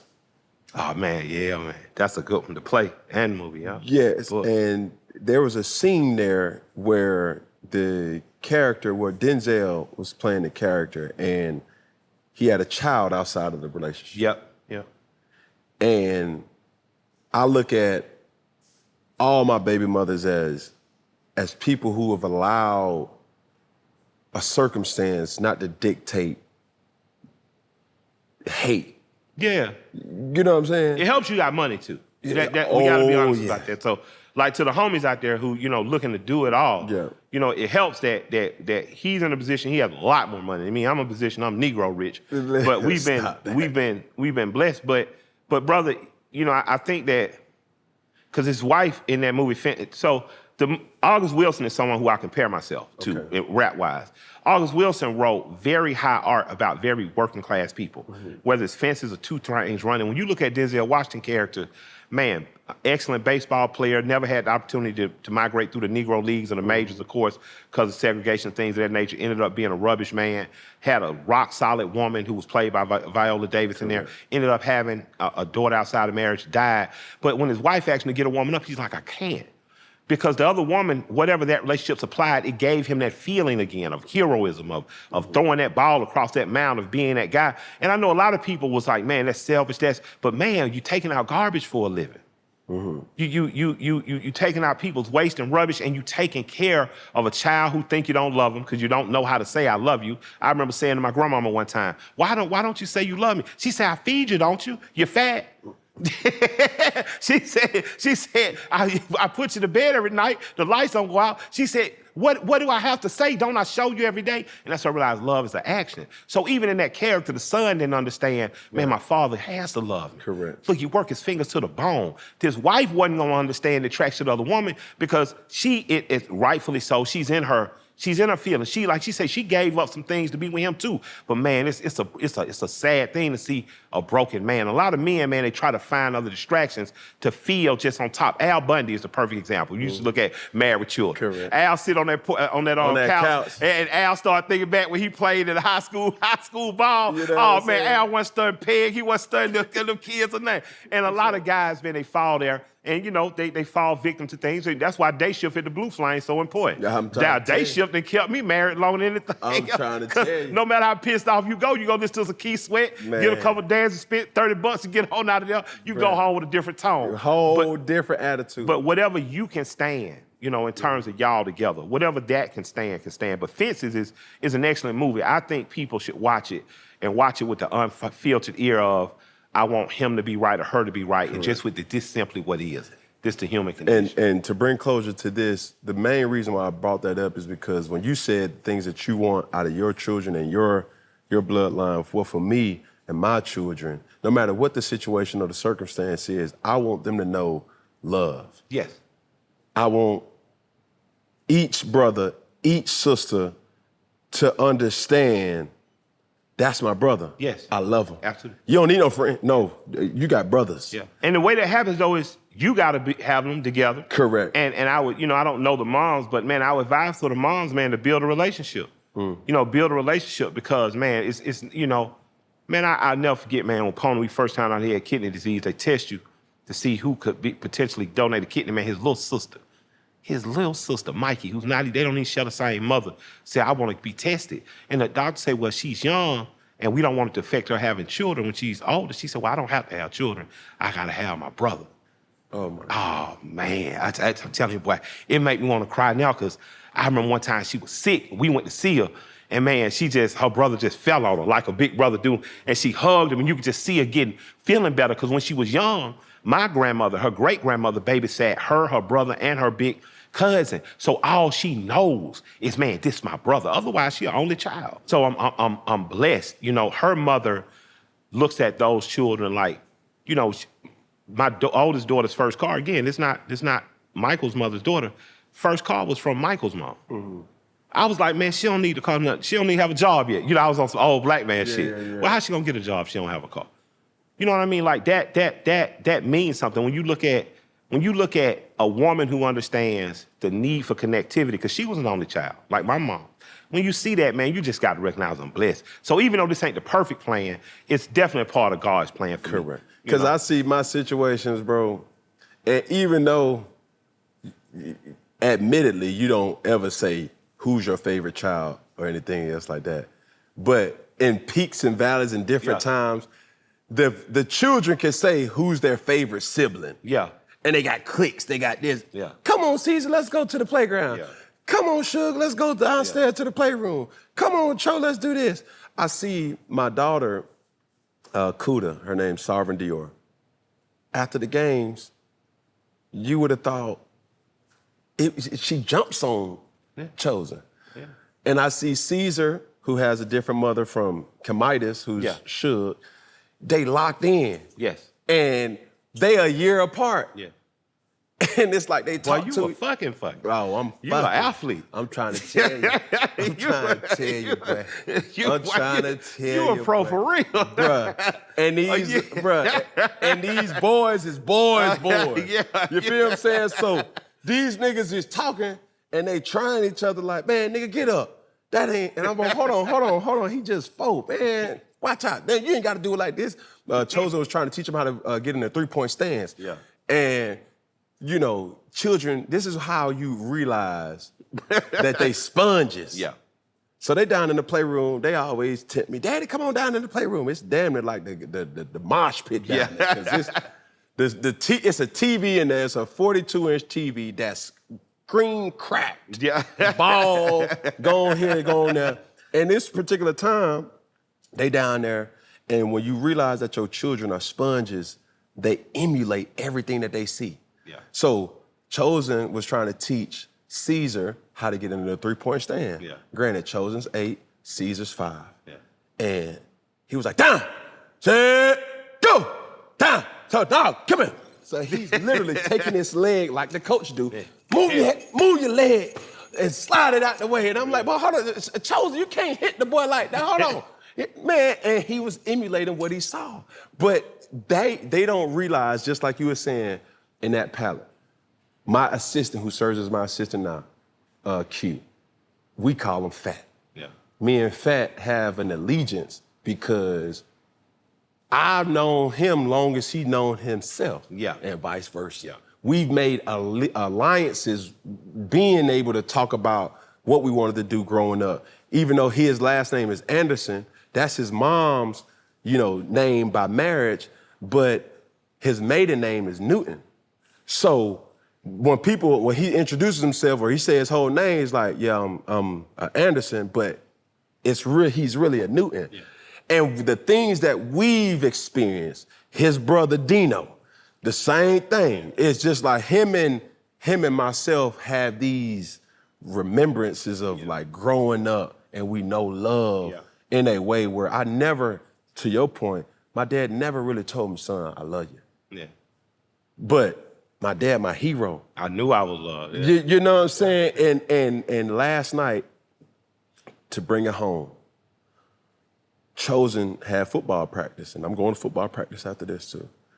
And I've been on them hard lately, and I had to tell them, because having a lot of kids, there's an admittance to know that you value isolated time with one child. Yeah, you have to do dates. You know what I'm saying? So it's like when I have just one child, I have to really kind of lock in. Man, high school, like what you doing this? You know, try to understand him amongst the masses. And I'm talking to him and I said, son, you know it's my job to celebrate you, and it's also my job to push you. Yeah. So my father told me it was yes, sir, no, sir. No, yep. My dad would say it's no disrespectful way to say yes, sir, and no, ma'am. You see what I'm saying? And that's where parenting is a little different. I'm fine with yes and no, but football taught my son to say yes, sir. Yeah. So as I'm having this conversation with my son last night in the truck, he's replying back, yes, sir. Yes, sir. Yes, sir. You understand what I'm saying, son? I love you. Like, and I wanted to make for damn sure that I tell my son, I kiss my son, I kiss my daughter. I want them to know even how great my father was. There's still some things that I want to implement that may be different. Yeah. And show them that type of realm, but it's still gonna be off of hard-nosed loving and accountability to let you know, I tell you, son, I love you, but you're being a bitch. Yeah. You're being a pussy now. Come on now, I ain't raising no pitch now. Tighten up. And you have to understand. Tighten up, boy. Tighten up. And with that, it's my job to raise a man. Absolutely. Because no matter what any female would like to say, they don't want no soft man. Yeah, and my mama, man, my mama Denise used to be she used to get so hard on me, man. She didn't even live with me. She was only 16 years older than me. We go stay with her on the weekends, stay with our grandparents on the week. But man, sometimes she gets so frustrated with me, she just foul off in my chest. I'm talking about to the day she died. You know what I mean? She only been dead like 6 years. And she would tell me, she was like, I'm sorry that I was so hard on you, but you my only son. I don't get another chance. You know what I mean? And she was absolute about it. You know what I mean? About that bitch shit. You know what I mean? That's why I just, I don't really worry about shit that people say or what they feel or think, because I was hardened. You know what I mean? I was hardened. So I can't waste a lot of time worrying about what people think about me. My good friend T.I., man, he gives me accolades for saying, man, love and respect. And you just say, man, like my boy Kill say, man, if all of us do a little, we don't have to do a lot. I appreciate him using them quotes by me, man. But he said a quote to me that will forever change my mind frame. And I appreciate Tip for this. If you live for the cheers, you'll die by the booze. You can't live for the cheers. Yes, sir. It got to be earnestly from somewhere. This is what I'm pulled to do. Because when the booze come, you'll die by them if you just live for the cheers. For sure. I've seen you exemplify that just in the way your character, the way you've been maligned at times, you just stood. Like I'm in Atlanta, and I'm just proud of the type of people we produce. Because although not perfect, there's a certain grace, there's a certain humility, there's a certain integrity, and there's a certain amount of competence and confidence that you carry that's just good. You know what I'm saying? Yes, it's good for beyond the sports, beyond the, the business acumen, just black mandom. Yes, Like again, I got a cousin, man, he work at the waterworks. You know what I mean? This man, I've just seen him radically change his life from a kid who was chasing a dream through illegal means, did his time, came home. And now, man, it's just a fine, proud, upstanding father. Got a Rolex, got a big Cuban, a nice 72 Cutlass. He got all the same shit I got. Sure. But he works for the city. He figured it out. And I just think that there are more opportunities like that than not. And I don't know where it is, other parts of the country, the world, but I know here, where I am, if I can keep this a place where, more Cam Newtons can be produced. And I'm not just talking about on the court, off the court, off the field. More places that Michael Renders can be produced off a microphone, then I know we on our way. Because that's what we've been for the last 120-some years. This city's produced the Atlanta Conference with W.B. Du Bois, Booker T. Washington. It produced John Wesley Dobbs, who took care of the business corridor. It produced David T. Howard. It produced, Wesley Merritt. It produced Charlie Cato, produced Martin King. It has produced so many, and that's not before you even get to talking about the women, man. When you start talking about the sisters of SCLC, whether that was Jean Childs Young or Joe Lowry's wife, when you start talking about Coretta Scott King herself, man, it has produced such a dynamic force. Our former mayor Shirley Franklin, Keisha Lance Bottoms, and man, the teachers I just had when Frederick Douglass, at Mays High School have helped produce his current mayor, Raheem Biar, who's the Dean of Technology over at Georgia Tech, was 3 doors up my neighbor, Chief Judge Osher Jackson, out in DeKalb County. This city has an opportunity to be the national bar for the possibilities of Black excellence and greatness. And I mean that from your locksmith to whoever we're sending to Washington, D.C.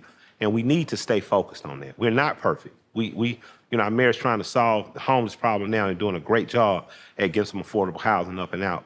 But I just think that we have opportunity, and we shouldn't get so hard on ourselves that we forget that we've provided that space to grow use, So I'm just hoping we take advantage of all these big blended families we got, I want to ask you this, man, before we get to our game.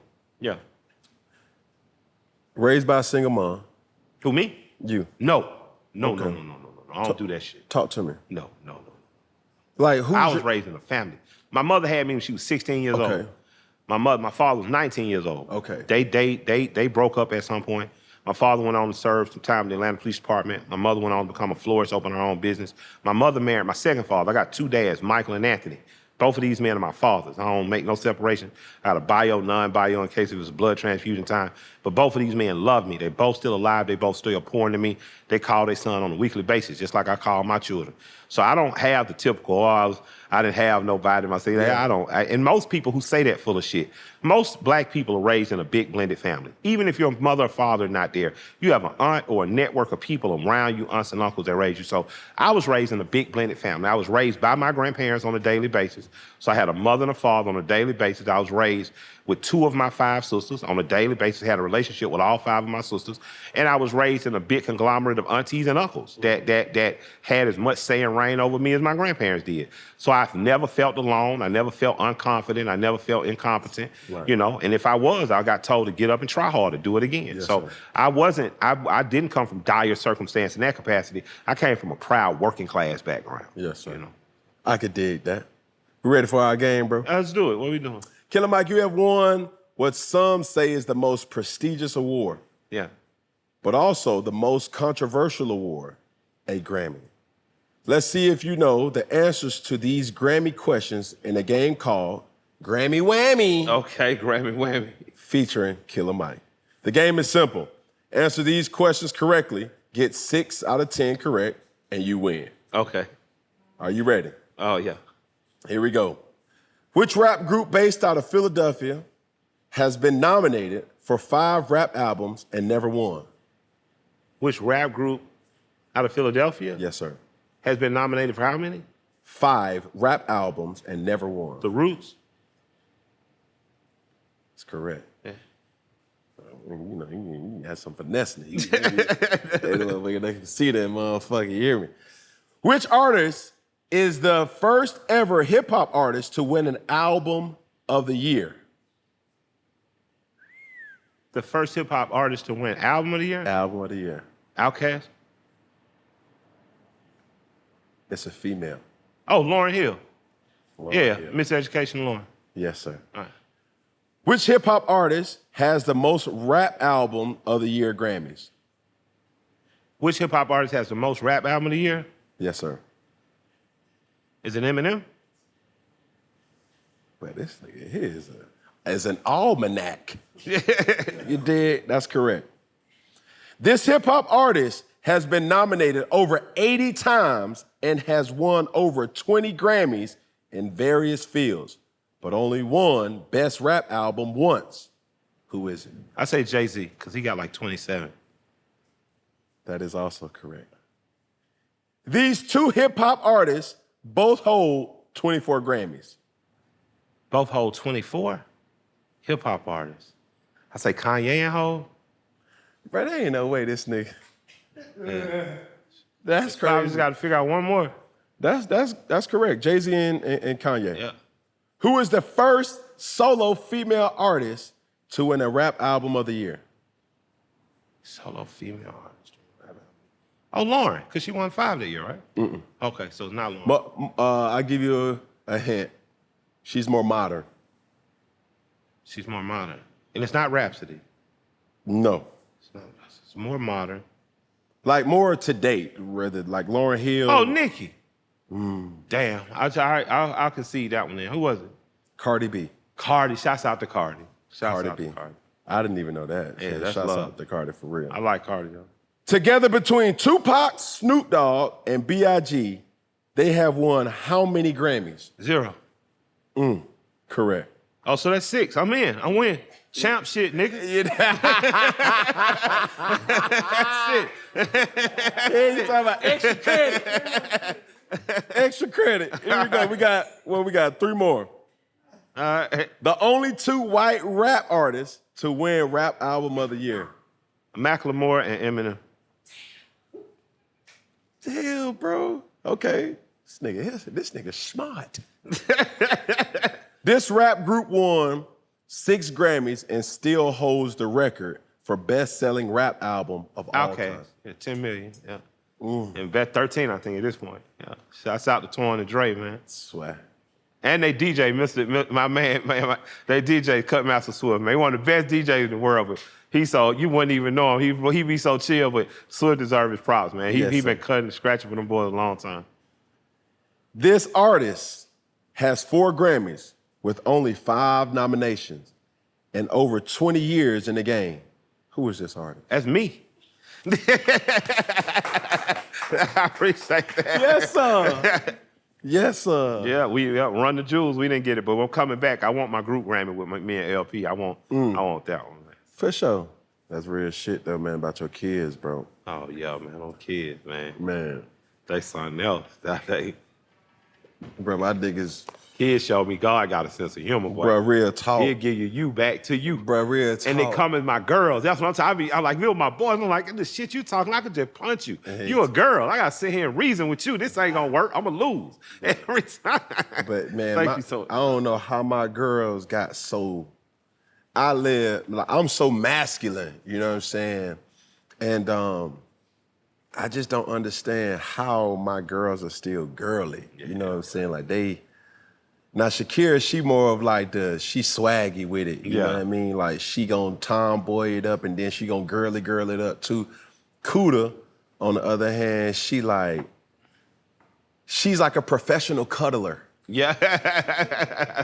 Like real talk, like I'm over here watching a football game on the couch and she'll invade my space, move my arm just so she can go in and then move my arm back over her, like, you know?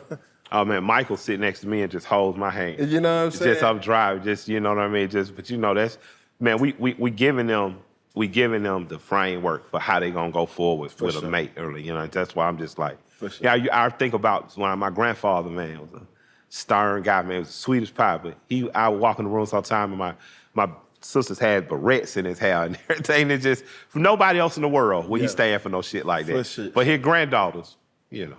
You know, so it's beautiful. Like I tell my daughter all the time, Shakira, I said, you know, I'm putting you on game to protect you from niggas like me. Look,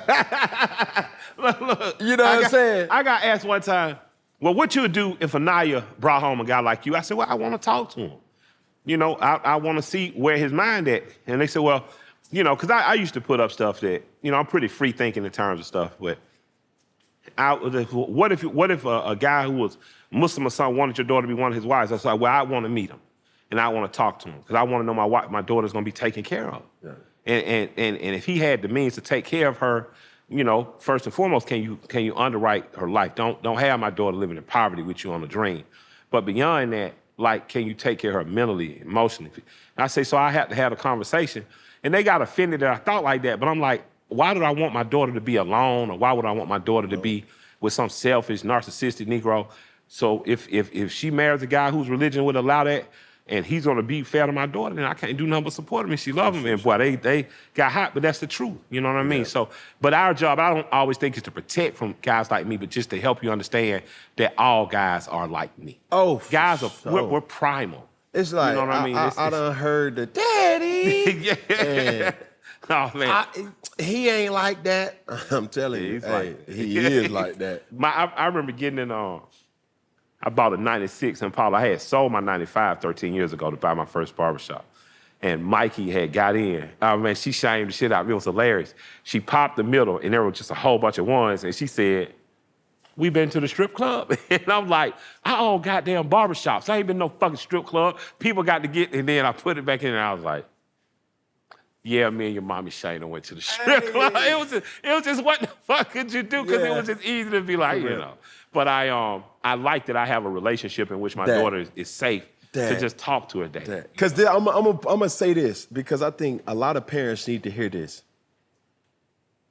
If they don't learn it from you, They don't learn it from the street and so on, yeah. they gonna learn it from somebody. Yeah, absolutely. So, And at least you can say the insight that you're gonna give them, no matter how it comes off, is coming from a place of love. yep, absolutely, absolutely. Not from a place of finesse. Man, I called the niece. When I wanted to know something, I called my mother. Because, you know, my mom she was known. Like, you know what I mean? She was known. So it was like, I called I rap about it in Something for Junkies. I got slipped a woo joint at the old Faucet Lady. And I didn't know what to do. I came out of there, my heart thumping. I had smoked with some dude from Florida. He done gave me some bump.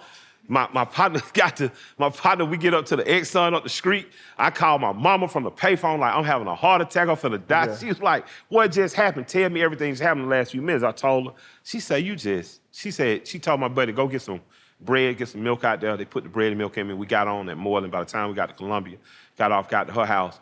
You know, she just explained to me, and it's such a sweet and endearing moment. It's in your song. But, yep, she said, you was just geek, son. Yeah. And I'll never forget her just putting her hand on my back, rubbing my head like, you was just geek. It's okay. It ain't going. And I just remember, you know, if I hadn't had a mother that was street smart, you know, my dad, Big Mike sometimes, he just shakes his head and he looks at me. He said, man, you're just like your mama. Like, you like that exciting shit that's in the streets. Even though you're a smart kid, even though you grounded, even though you like stability, which I got from him, from both my dads, really, there's a streak in me that loves the excitement of dangerous shit. And I know I get that directly from Denise. Bro, on everything I love, the more that I mature as a man, I treat my children like my relationship with God. Yeah, because it is. Because how I talk to God, and in my religion, it says, come as you are. Yeah. Sometimes it may come off as a curse, but it's not my words, it's my intentions. I understand exactly. And for me, how I talk to my children, I have to allow them to understand that it's okay to be you. Yes. But also it's the intentions of what you're trying to do, and understand how we're talking to each other. It's not gonna be toxic. Yeah. It may be, boy, sit your ass down. Yeah. Hey man, I ain't fucking playing with you. Yeah.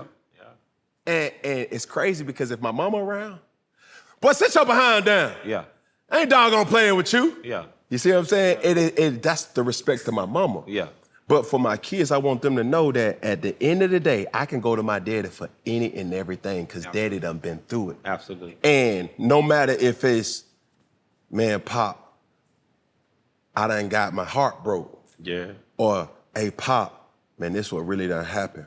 Or, Daddy, this, that, and the third. It's like so much that I know, everybody don't have my dreams and aspirations of relationships in my household, but for me, the purity, and even when I talk to my daughters and I tell them I'm protecting them from people, from guys, like it's a joke, but it's some truth behind it, because the girls growing up with me, the easy ones was the ones that was curious and was bottled up. Yeah. So when they left home, it was just like, Yeah. Now the ones that gave me a run for my money was the ones that daddy, you know what I'm saying, knew a thing or two, mama knew a thing or two, and they was just real with them, you know what I'm saying? And I knew how to balance Okay, I like this from my dad. I don't like that from my dad. I like this from that person's mama. Okay, I'm gonna take that. That's a little too lenient. Okay, I'm gonna curate it in my own type of realm. And all the while making a respectful black young man and young woman. Man, you can become, I realized, man, my you know, my dad, Tony, man, my grandpa Bunch, who used to have the numbers book in the store over in Kirkwood, he died in 82. He died in, I think, 41, 42. My dad, Big Mike, his father, I never met. His father died when Big Mike was 10. My grandfather, Willie Burke, who raised me, his father left. And he didn't see his father again until he was probably about 19 and 20. When he saw his father, he threatened to kill his father. So he just had no relationship. But my grandfather and both my fathers were such loving men. Yeah. I got hugged, I got kissed, I got told I love you.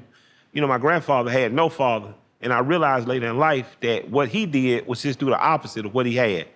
He didn't have a father available, so he was always available for us. He didn't have the love and support and nurturing of understanding that education is prime, so he would sit us in his lap. We didn't understand our grandfather was functionally illiterate, but he would have us read to him. He doesn't know. We just trying to make him proud. We don't know if you know what I mean? So he gave us everything that he was denied. And that's the beauty of some of the suffering you go through. Man, it equals wisdom, and you can give it to your kids. So I'm just, man, having you know what they say, black fathers, y'all get dumped on so bad. Black men get talked to so bad. You get put down, but then the CDC released a study say you spend more time with your children than any other group of men. And the difference is, a lot of times, I remember I would compliment my grandmother's cooking, like, Mama, thank you. You know, this food good. You know, Beatrice, she say, go thank your granddad, he bought it. She would never let a compliment hit her and not spread to her man. You know, she would never let that. And I think that we have to, as parents, be cognizant of that. A lot of times, fathers have been great about not downing a mother to a child, because you know that your mother's a godlike presence. I think that as a society, as black people, as a community, we got to uplift these brothers. You know, we, instead of saying your dad ain't shit, we say your father's made some mistakes, but it's up to you to learn from them. So you have to have a relationship with your father so that he can impart that wisdom on you. That's a story. I'm sorry.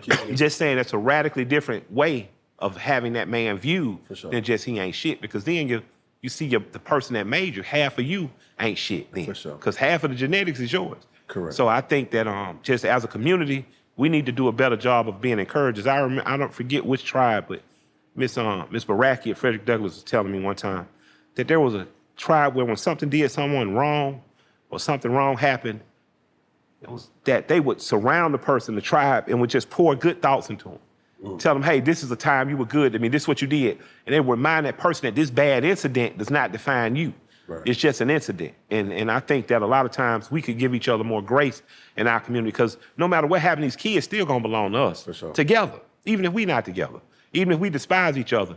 Do a better job of acting. You act like you like your boss. You don't like that motherfucker. I don't care if you get paid $100 million to throw a ball or you just working in the mall. Sometimes you don't like your boss, but you act accordingly. And I think that if we did that with one another, it'll create a much more civil environment for these children to prosper into whatever they're really trying to become. The story of the two brothers who had a drunken father. Yeah. They grew up. One of the brothers ended up being a drunk, just like his father. The other brother grew up, never drunk alcohol a day in his life. One brother looked at his father and said, well, he did it, so I'm gonna do it. The other brother said, well, I seen him do it. I didn't like that, so I learned from that. You dig what I'm saying? Yeah, absolutely. So, you know, with that, man, I think no matter what the situation and the circumstance, your mistake can be your greatest prize too at the same time. And dare I ever explain a child as a mistake, because there ain't no mistakes. I'm saying, I mean, most children are mistakes. Let's be honest. Now, most of us we just having a good time. Yeah. You know what I'm saying? I'm not. You know, like you don't go into like, hey, you know what? I think I really would like to have a child with you. Man, shit. Me and Muffy, it was her birthday. We was having fun. We got drunk as we could be, and fucked around and made a baby. You know what I mean? And that's not a bad thing. Right. Pony Boy, me and his mom had lost a baby, so I went home, came from tour. trying to make another baby. So, but you know, he laughed. He always tell his siblings like, I ain't no mistake, Daddy meant to make me. But you know, but the mistake even is, man, it was a good time had. We made it in love or out of love. So so that's the way we're gonna see this whole. We should be focused on seeing it the whole way through. Even if you didn't love each other at first. Yes, I bet I love you now. You know, help me raise this successful human being. Yes, sir. You know, a lot of people get married, don't love each other. Hello. You know, they figure it out along the way. Hello. You know, so I'm just gonna encourage Black people, just give each other some grace.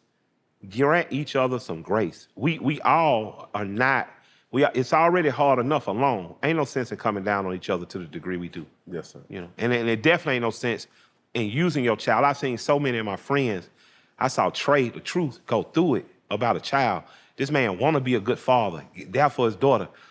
Man went through it for 2 years. You know what I mean? Woman drugged him about his child, moved to another state, went somewhere else. You know what I mean? You look at the accusations that got thrown at Jeezy and went after the divorce. I'm just like, man, everybody know this man and respect him and impeccable, man. You can see how his son carries himself. Yes, He's a good man. You look at these situations and they're just hurtful to see because you know as a father, sometimes the sacrifices you make, you know what I mean? And a lot of times. So I just hope, I be wishing for healing and praying for healing with a lot of these kids because, man, it's a beautiful thing to see O'Shea Jackson Sr. say, hell yeah, I'm gonna use nepotism for O'Shea Jackson Jr. because I want my son to have a way because no one complains that the Raiders owner's daddy on the team. Come on now. That bad haircut didn't get him that goddamn team. His daddy having fun, making a mistake. got him that team. So we have to give ourselves the same grace and be forgiving.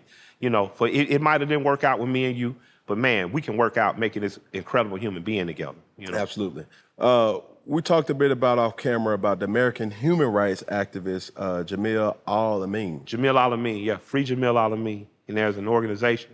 I'll post it on the site. I'll make sure you guys have it to post too. Jamil Al-Amin is formerly known as H. Rap Brown. You know, some say he gave us the rap. I want people to Google these people you hear me name and talk about. He was convicted of killing 2 sheriff's deputies, but there's a lot of evidence to say he's not the one that did it. There's even people that are saying he's not the one that did it, that are known and close to the scene. I say this because this means a lot. Former Mayor Andrew Young, who was a confidant of Dr. King and organized with Dr. King, has also called for the freedom of Jamil Al-Amin. Right. Jamil Al-Amin is still alive. He's getting older. They have him all the way out, I think, in Arizona. I've talked to his son. He could come home. He could come home because he's old. They could grant him some kind of clemency to come home and spend his final years. They could try to exonerate him of the crime, but if that takes too long, let's just get him home. Whoever becomes president next, I think that part of our focus as Black society should be repaying some of the people that have put a penance in for us, that have made sacrifices, that have been martyrs. Every martyr didn't die. You know, Mumia Abu-Jamal is still alive. Leonard Peltier, Native American organizer, still alive. Mutulu Shakur got to come home, but he got to come home in enough time to spend a few months with his family and die. We should allow these people the dignity of being around family when they die, not in a supermax prison in 23 hours. Jamil Al-Amin, as H. Rap Brown moved to Atlanta, started a mosque in the West End, cleaned up an area that was riddled with drugs and violence, created a community where not only Muslims, but regular, everyday Black folks will be in that community and feel safe and feel cared after. When I talk to that brother, man, he calls me about twice a month, sometimes more. The first thing he says, "Assalamu alaikum, Brother Michael. Walaikum assalam again in return." He said, "Have you read the surah?" He'd give me an assignment, Surah 12. So if y'all out there now, just go online, read Surah 12 in the Quran. But he said, "Is there anything I can do for you?" I say, "Man, you've done enough. You fought for my freedom. You fought the U.S. government. You came home, fought with other Black folks that wanted to be Scarface and made sure we had a clean community.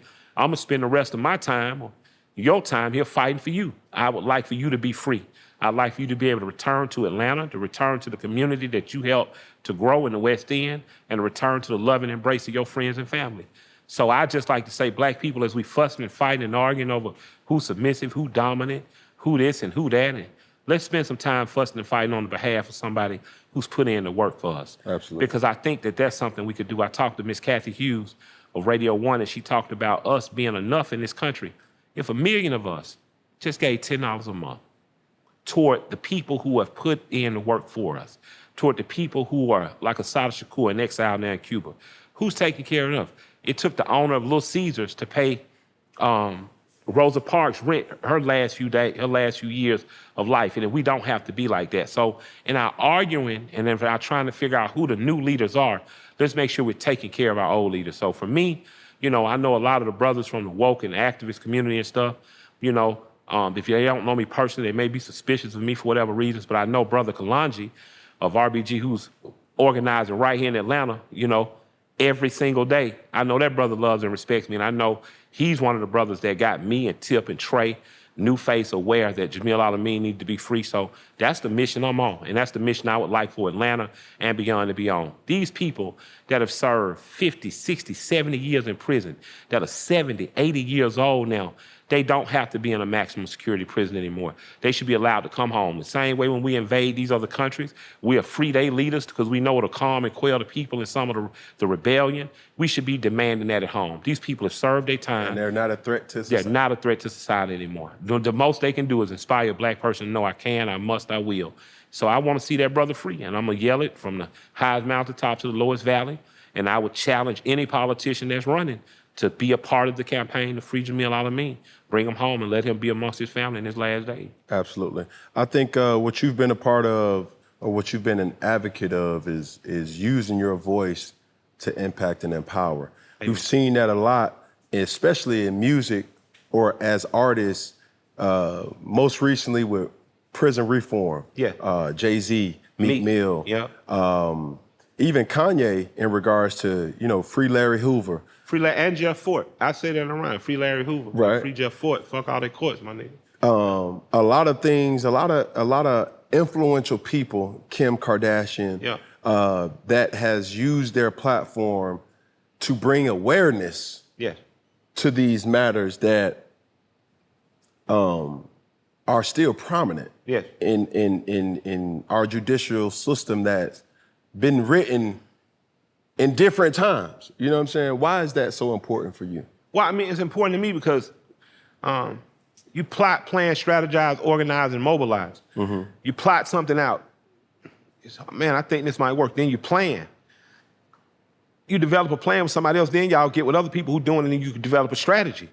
Then you organize around that strategy. Kwame Nkrumah, Stokely Carmichael said we should be in a constant state of organizing. And after you organize, you mobilize. I'm simply a mobilizer. I've been an organizer before in my life. Weekly meetings, daily meetings, thinking about how are we going to hammer them out, what's going to be our goal, how we're going to do it. But now I'm more of a mobilizer. I sing and dance for a living. A lot of people pay me attention. It gives me an opportunity to say, well, how can I echo the things that are in our community that need to be bigger? One of the things that need to be bigger is Jamil Al-Amin needs to be free. So let me say that. Some of the things that needed to be bigger around Atlanta nightlife a few years ago, me and 2 Chainz had to go to the Atlanta City Council and say, hey, don't do to the Atlanta nightlife, like the Blue Flame, the Club Reigns, the bars and stuff that we're opening. Don't do to us what you're not going to do to casinos when they get here. Don't blame us for what's happening outside on the streets because 2 brothers want to headbutt and see who got the longest schlong and shoot at each other. You can't fault that the club that any more than you would do it for the Hard Rock Casino or you do it for the win or something. So I think that you have to be a mobilizer. You know, there's a point where you get so big, you can't organize. You still got to go do 16, 17 games a year. So therefore, let me say like Jim Brown said, like Kareem Abdul-Jabbar said, let me do like the brothers who did at the Olympics. Let us say when it's time for the people who've been organized to be together, let me stand in solidarity with them because I know the camera's going to come. I know the people are listening. So I see myself now more as a mobilizer. I'm informed by organizers, people like Teslin Figaro, who's an amazing political mind. She's over on Revolt. She was on the Breakfast Club for a year. She organized. She was head of Black Organizers with Bernie Sanders. Senator Nina Turner, who I view as the tip of the spear in terms of progressive politics in this country now. These people are organizing. Jennifer Farmer, who's a publicist, are organizing on a daily and weekly basis. We should be lending ourselves in terms of celebrities, athletes. We should be lending ourselves to organizations like the ACLU. We should be lending ourselves to these organizations because they're doing the work, and our presence can help magnify that work. So whatever we're doing, let's make sure that it's mobilizing for the greater cause of organizers that are actually doing the organizing, which is why I named Brother Kalanji, because I want people to make sure that those are the people you're in tow with. He's one of the people that organized with Sister Cynthia McKinney, so I trust him implicitly because a lot of people turned their back on her in the city when she did not deserve it. I would say, what would you kind of speak towards as the use of platforms, right? Yeah. And I don't really know or remember you to be in any type of beef. Nah, man, they try to debate me in all little sucker beef now, man. One of the guys I really like a lot, man, they try to debate a beef. I like Travis Scott a lot, man. Our albums were up against each other, and my album beat him out for Rap Album of the Year. And I'm happy. I'm happy I got the win. Shit, you know. I spent a long time on the sideline, so I celebrated. But I noticed that there's always a pornography of pain running. So it needed to be people who say, well, who is he or why does he? And I can understand your fans, but when publications, you know, little rap zines start picking it up in blogs, it got disrespectful. And then when I saw his manager, who's a white man, kind of succumb to it and say something, I was like, well, this is some punk ass shit. Because I remember Travis when I was a kid, well, he was a kid rather, I remember him and from South by Southwest and just thinking he's dope and cheering for him. Like one of the older rap dudes, like, yo, he can't freestyle. And I was like, man, fuck, I was a kid. Everybody ain't on the block doing ciphers no more. Sure. This kid is amazing. So I've liked him and cheered for him through his whole career. You know, liked him a lot. We went head to head. I ended up, you know, winning, but it was me, it was him, it was Nas, 21 Savage. It was a lot of people, Drake, but I won. So I'm not gonna apologize for being a winner, but I see how the beef gets incited, how outside forces push it because they're looking for the pornography and the spectacle of black on black violence, even if it is just pugilism through poetry. But I'm like, I ain't no sucker. Like, I hope that he doesn't succumb to that stupid shit. And it doesn't look like he has, I haven't. But I really don't, my beef is bigger than, so I fought in high school. Mm-hmm. I fought, you know what I'm saying? I done did all the dope dealer shit. I done did all the dope shit, so I done made it through real beef. I don't want no beef. Now I'm beefing with systems. I'm trying to make it so, like, mainly, if you was doing business in the city, you had to be 29% owned by black people. I'm trying to have that kind of beef. Yes. I want, why don't black people get government contracts beef? Why are black women's grants that exclusive for them getting, you know, we getting sued out of that by the Supreme Court, allowing that shit? That's the kind of beef I'm interested in. Right. Like, I'm not interested in this petty ass shit they talk about. Now, when rap beef really happens from a pure organic place, it's exciting, it's pugilism, it's poetry, it's dope. I like to see it, but I like to see it bloodless, and I like to see the brothers get back to doing what they do. I think that the wisdom that we learned from Pac and Biggie, man, was when too much street influence enters that this pugilistic poetry of ours, that it can lead to the demise of incredible brothers. And I don't want to see that continue. Right. You know, I hate to see young men and women dying for clout and one-upmanship before they have an opportunity to really change the lives of them and the people around them through being a brand that provides jobs and opportunity. And I think that if we keep succumbing to our lowest vibrations and keep letting our ego and insecurity get in the way, that we're gonna look up and it's gonna be gentrified. It's not gonna be you anymore. For sure. You're just gonna be outside looking at people who do what you used to do because they figured out how not to beef. Mm-hmm. Or they figured out how to beef and then get back to putting their arm around each other, and we're gonna be left out, broke, poor, destitute. And so I've never really sought it, but you know, on some rap shit, you know, if whoever want it, you know, I'm here to rap for all that rap shit. Yeah, you know what I mean? And you know, but you're standing for affirmative action. You want opportunity, equal opportunity, equality. Well, I just want everybody to have a shot. Everything ain't gonna be equal, but just give me a shot. You know what I'm saying? Just give me my shot. I've never had a fair shot. I've never had a fair shot. You know, I had an opportunity. I took advantage of my grand opportunity, but I've never had a fair shot. Columbia Records didn't believe in me. You know what I mean? That's cool. They was like, but Dave McPherson taught me something. He was like, look, this is how many records you sold versus how much it costs to make your record. You've made money. So understand that even though you didn't get the platinum plaque, you made this company money. So, you know, Bun told me, well, get back in and make another record. Because we never made money. He was like, Jive had always told us we didn't make money. So I learned lessons from getting knocked around. I learned lessons from being second. I learned lessons from being third or not being on the list. You know, I appreciate being number 14 on the complex list because I remember when I wasn't on no list. But I know I should be in the top 10. You know what I mean? So now that just gives me fuel. Dre talks about that. When people talk shit and diss them, and Dre says, man, it make you mad enough to want to do something. Stack say, you know, he say, but really, man, you just take that shit and put it into something else and make sure that you come greater the next time. And I was like, absolutely. So yeah, I've gotten pissed. I've gotten looked over. I'm a consummate underdog. Mm-hmm. Consummate underdog. You know what I mean? But man, if I wasn't, how soft would I have gotten? I might have got too comfortable, started getting lazy with the raps and shit. But man, feeling like an underdog is a motherfucker, man. Yes, because it make you a dog. You know what I mean? So I ain't gonna lie, I embrace it, you know? So I'll take it, but it's gonna give me another 10 years. Yes, you know, this wasn't, you know, me winning 3 Grammys this year was not the crown jewel on a crown that I've been wearing. It is the first jewel. It's the first discovery on gold on what's a 10-year run for me. You know, so I'm just like year one down, 9 more to go. Yes, sir. You know, man, I spoke this on my show, 4th and 1 Sports Show with my dog Peggy. I said you're gonna have to choose your body part. You're gonna have to choose your back, or you're gonna have to choose your shoulder. Yeah. You're gonna have to either have a target on your back, or you're gonna have a chip on your shoulder. Yeah. Either way you want to go, yeah, you got to get yourself going. you do. And some people thrive with a chip on their shoulder. Yeah. And some people's demise is a chip on their shoulder. Yeah. They want the oohs and the ahs, not the boos and the nods. Yeah, man. You dig what I'm saying? It all come with it. It all comes. It all comes. with it. I had to tell them, man, white boy, I want to choke the shit out of him. God bless his soul. And then I remember he can't critique or judge your album because he's not from where you from. Mm-hmm. Even though he's been married to a black woman, it didn't last, so obviously he didn't understand the black experience to the degree he thought he did. Even though, because he listened to black music, he think he understand our jive, but he ain't understanding that he loved the shucking. You know what I mean? He doesn't know what it's like to come from an all-black neighborhood, have all-black mayors, go to school named for black people. He doesn't understand the power and the freedom growing up confident and competent as a black child. So, you know, when I say something like, shit, I'm a landlord, like, he doesn't understand Wesley Merritt owned properties, Herman Russell owned properties, Charlie Cater owned properties. He doesn't understand where I'm from. My grandfather had nothing. Yeah. My grandmother was a sharecropper, 1948. I can show you the deed where her parents bought their first farm, and it was signed by the husband and the wife. My great-grandmama wasn't nobody's property. That was on there, N.H. Blackman and Truzella Blackman. That's one of the things I carry with pride today. I tell people, you know, I'm in business with the woman I'm married. I'm in business. So, like, what the fuck you talking about?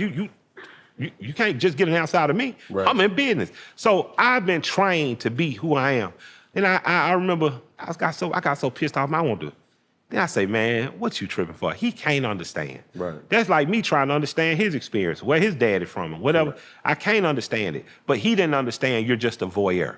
It's not your job to comment. I took you to the Blue Flame. Shut the fuck up. Just enjoy the scene. You can't, well, we don't want you comment. We didn't play no Motley Crue in here because it's the Flame. It ain't the Cheetah. It's the Flame. You know what I'm saying? So for me, man, I have to understand that too, that everybody's not going to get Michael. They not. You know, so everybody's not going to get Michael, everybody's not going to like Michael, and that's fine. But you will respect Michael. Yes. And that's it. You ain't got to like it, but you're going to respect it. Unless you're going to check it. Okay. And it, you know what I mean? I'm standing on the business, on the base of my heels. Yeah, that's it. You dig what I'm saying? As we transition into the last sector, bro, I'll title this Forever I Love Atlanta. Yeah. The power of Atlanta. Yeah. And understanding how much talent Atlanta has produced. Yeah, man. Sports-wise, I made a bold statement, but I'm still standing on it in regards to just Georgia as a whole. For the size of Georgia, pound for pound, we produce the best. Yeah, man. I think the only state could argue with us is Florida.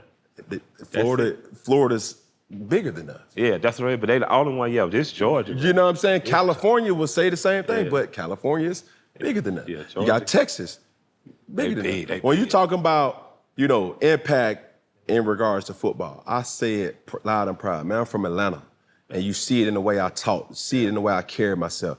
And then one of my partners, Ant-Man. Yeah. Anthony. Shouts out to Ant-Man. You know what I'm saying? He Atlanta too. Yeah. And I see what he doing in the NBA. And every time I get an opportunity to tell him, I'm like, bro, for the partners that's around, bro, you got to protect this. Yeah, absolutely. You know what I'm saying? Absolutely. And not to even mention in the entertainment sphere of whether it's art, whether it's rap, whether it's music, whether it's film, you know, having public figures like a Tyler Perry, even though he's not originally from Tyler Perry, his creation or his vision has empowered so many people in a way that he only know how. Yeah. Killer Mike, T.I., 2 Chainz, Jeezy, Gucci, all these people come from a whole melting pot of different talent, and that's just what it is. It's like, it's hard. There's an Atlanta way. Yeah. There's an Atlanta way. There's a Georgia way. There's, you know, when you start talking about music, man, you start talking about Lil Richie, you start talking about James Brown, Gladys Knight, you know what I mean? Yes, sir. You know what I mean? You see, man, you know, you go to the other side, man, shouts out to the Allman Brothers. You know what I mean? You got You got, man, Georgia's an amazing state. I remember reading, one time it was in some type of Chronicles. Ray Charles. Yeah, man, Ray, come on. I remember reading chronicled about the Georgia Negro, how they was different. They was more rebellious. They was a little more headstrong, then a little more harder to tame, you know what I mean? And that made me proud reading that. Like, you know, it also increased the number of lynchings, you know what I mean? Because, you know, they weren't lynching no passive Negro. They were lynching niggas that were bucking. You know what I'm saying? So I gotta say, you know, I gotta say I'm proud to be a Georgian. You know, my family though, firmly out of Alabama, man. They let me know the whole West Side probably populated by Alabama. They never let me forget, but I'm proud to be Georgian, man. I really am. I think that Atlanta and Georgia in particular have an opportunity to play big. And I think a lot of times we've played so small. And I don't mean small like small ball, but we so humble. Right. We let folk get away, you know, with thinking they're a little more than, or thinking we're a little less than we are. But man, we've done some amazing things. You know, Biggie wouldn't have wore the Kangol if it wasn't for an Atlanta barbecue. Shanti Dawes, who's the marketing director, product management at LaFace Records, throws a barbecue, Outkast and Goody Mob. Biggie, man, was New York to the core. He was hoodies and fatigues and Timbs. He goes to this barbecue, man, sees these dudes running around here in Kangols and flops and socks. He's in Detroit. He sees the silk shirts, the Gators. Next thing you know, man, you get a brother who get, hello, man, let me get on and get fly, let me, and in the hands, you look at what LaFace was able to do to impact the music industry with TLC, Outkast, Goody, like, you know, Atlanta is a place where you don't have to be from here to be here, and to be a part of it, and to be a part of the opportunity. My grandmother came here in 1950 and created a life. My grandfather came here in 1940, created a life. And I'm here, and I refuse to leave. Like my wife knows, I'm not, you know, I'm always come back to Atlanta in some capacity because of the amount of opportunity it gives those that are willing to work, those that are willing to work on themselves, and those that are willing to work together. Right. You know, we haven't solved racism, but man, Andy Young, former Mayor Andy Young says, you know, this is a state and city that understands the importance of sitting down, saying we're gonna sit at this table, figure this out together. We all might leave a little uncomfortable, but we all gonna have something for the better, because the airport, that's the busiest airport in the world, could be in Birmingham. For sure. But you know, William Hartsfield understood the importance of giving Delta that contract. Well, Hartsfield was a white man who understood the importance of giving Delta that contract. Now this is one of the only places in the world outside Jamaica, Africa, you land and see all black grounds crew. Hello. Your stewardesses may be black, your pilot's black, and the people to unload your luggage. That's a very unique thing. The person bringing the doggone plane in. Yeah, right? you know, so I'm very proud of this little city. Even as we grow and diversify, people are working together more than pulling apart. And I'm proud of us for that, and I hope we continue that. Last thing for me, I recently seen you do an interview, and in that interview, they were talking about your praise, but you was talking about the excitement of one of your good friends. He was like, yeah, I'm about to go listen to his album. It is for sure. André 3000 is about to drop an album. Right? And to a lot of people's surprise, he did not rap. Right? Even for, what was the festival here in Piedmont? Jazz Festival. Yeah. People wanted to hear even, hey, y'all, something. But he blew a flute.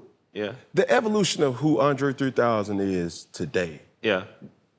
Is the rapper extinct? I don't know. I just wish he had mentioned the fact he won a Grammy with me in Future this year. I could use it in a few interviews. Dre, if you're out there, I could use the shout out. Thank you. I need you, bro. You know, I want to sell it, you know. Dre's an artist. He's a creative. Dre may wake up in the morning and rap 20 records. Who knows? I'm just happy that he is creating. Mm-hmm. You know what I mean? That's it for me. Like, I didn't want my brother, who I love to death, because you never know when death gonna knock. I didn't want him to go without continuing to give the world artistically something. Correct. So whatever he giving, I'm down to try out. You know what I mean? Me and my wife got high off mushrooms and smoked, and we went and watched him in L.A. We was in the back of the room, geek, laughing like hell when he was talking the fake language and people was eating that shit up. Yeah. There's certain folk that just stars. Like, it's just, oh man, they was eating that shit up. Then Drake would say, man, nah, that ain't no real language. I was just talking shit. Oh man, me and Shayna were high as well. My manager, Will, got up and just walked away from us. He was like, y'all ass like being in the back of a sped class right now. Y'all tripping. But I'm proud of Dre for being courageous enough to do it, because it takes a lot of courage. I'm proud of Tip. When you look at someone like Tip or someone like Cypher Sounds, who's a DJ, to do comedy. You know, Ryan Davis is a comedian friend of mine, like a brother. He had me come up, I did 7 minutes one night just talking shit. That shit is hard. You just up on stage, ain't no music, ain't no DJ. So Dre blowing that flute in front of those folks and a different show every night is courageous as hell. We were just in Porto together in Portugal. He played at 9. I played, I think, about 1:30 in the morning. And I told him then, I said, I'm proud of you, and I always thank him and Big Boy for giving me an opportunity to change my life. I want to say, too, man, you know, if you miss a great vibe and a great feeling in what the Dungeon family gave you, and I say the Dungeon family because it's a collective, whether it was Cool Breeze, EJ the Witch Doctor, Goody Mob, Lil Will, Outkast, there's a certain feeling and authenticity and soul you got. Big Boy still making dope-ass music and giving it to you on damn near a yearly basis. And he's there. And then him and Sleepy Brown still touring. So I still get Torrance records. I still love them, you know what I mean? I want my Outkast together. Now I like my Peanut Butter and Jelly together. So I'm like all y'all, I'm praying for another Outkast album. I appreciate the verse Dre gave me. I appreciate him in Future. I appreciate winning the Grammy together. I would have loved to be able to create some type of visual for it. Who knows? We'll see what can happen. But I'm just happy that Dre hasn't abandoned art, because artists should be creating art in whatever way they feel compelled to. So I'm very proud of him for what he's doing, you know? Killer Mike, my boy, my guy. Love and respect, man. I got to get you on my show now. I'm waiting. All right, my man. I'm waiting. Man, as we end things here at Funky Friday, man, there's only one way to do it, you dig, and we're going to do it in unison. When I say all together, we're going to say one love. Once again, when I say all together, we're going to say one love. We're going to start with this camera right here. Then we're going to go to this camera right here. And then we're going to finish with that camera right there. When I say all together, we're going to say love. We're going to say one love. Here we go. One finger. I like E.T. Bro, you the second person that did that. That's bro. the E.T. Real time. No, you y'all. So No. Extraterrestrial. Yeah, that's the E.T. Yeah, that's the E.T. Come on, man. Come on. Motherfucker ride that damn bike into the goddamn moon. That was AI before it was AI. Sit down, so on, but that shit was the most exciting shit in the world. Hey, you talking about? That motherfucker came out there with that weak-ass little loose neck. Shit, like, what the fuck it is? Shit. All right, man, let's get it. Yeah, bring E.T. to damn Bowen Homes or damn Washington Road, some shit. Man. Here we go. So we're gonna do one finger, one pinky, one thumb, all together, one love. All right. Here we go. One finger. One pinky. One pinky. One thumb. One thumb.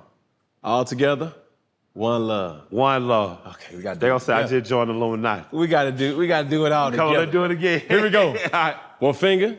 One love. Oh Lord. Nah. This nigga geek right now. This nigga geek right now. Shit. Here we go. One finger. One finger. One pinky. One pinky. One thumb. One thumb. All together. One love. There you go, man. Appreciate you, bro. Oh, man, I appreciate you, bro. Thank you, brother.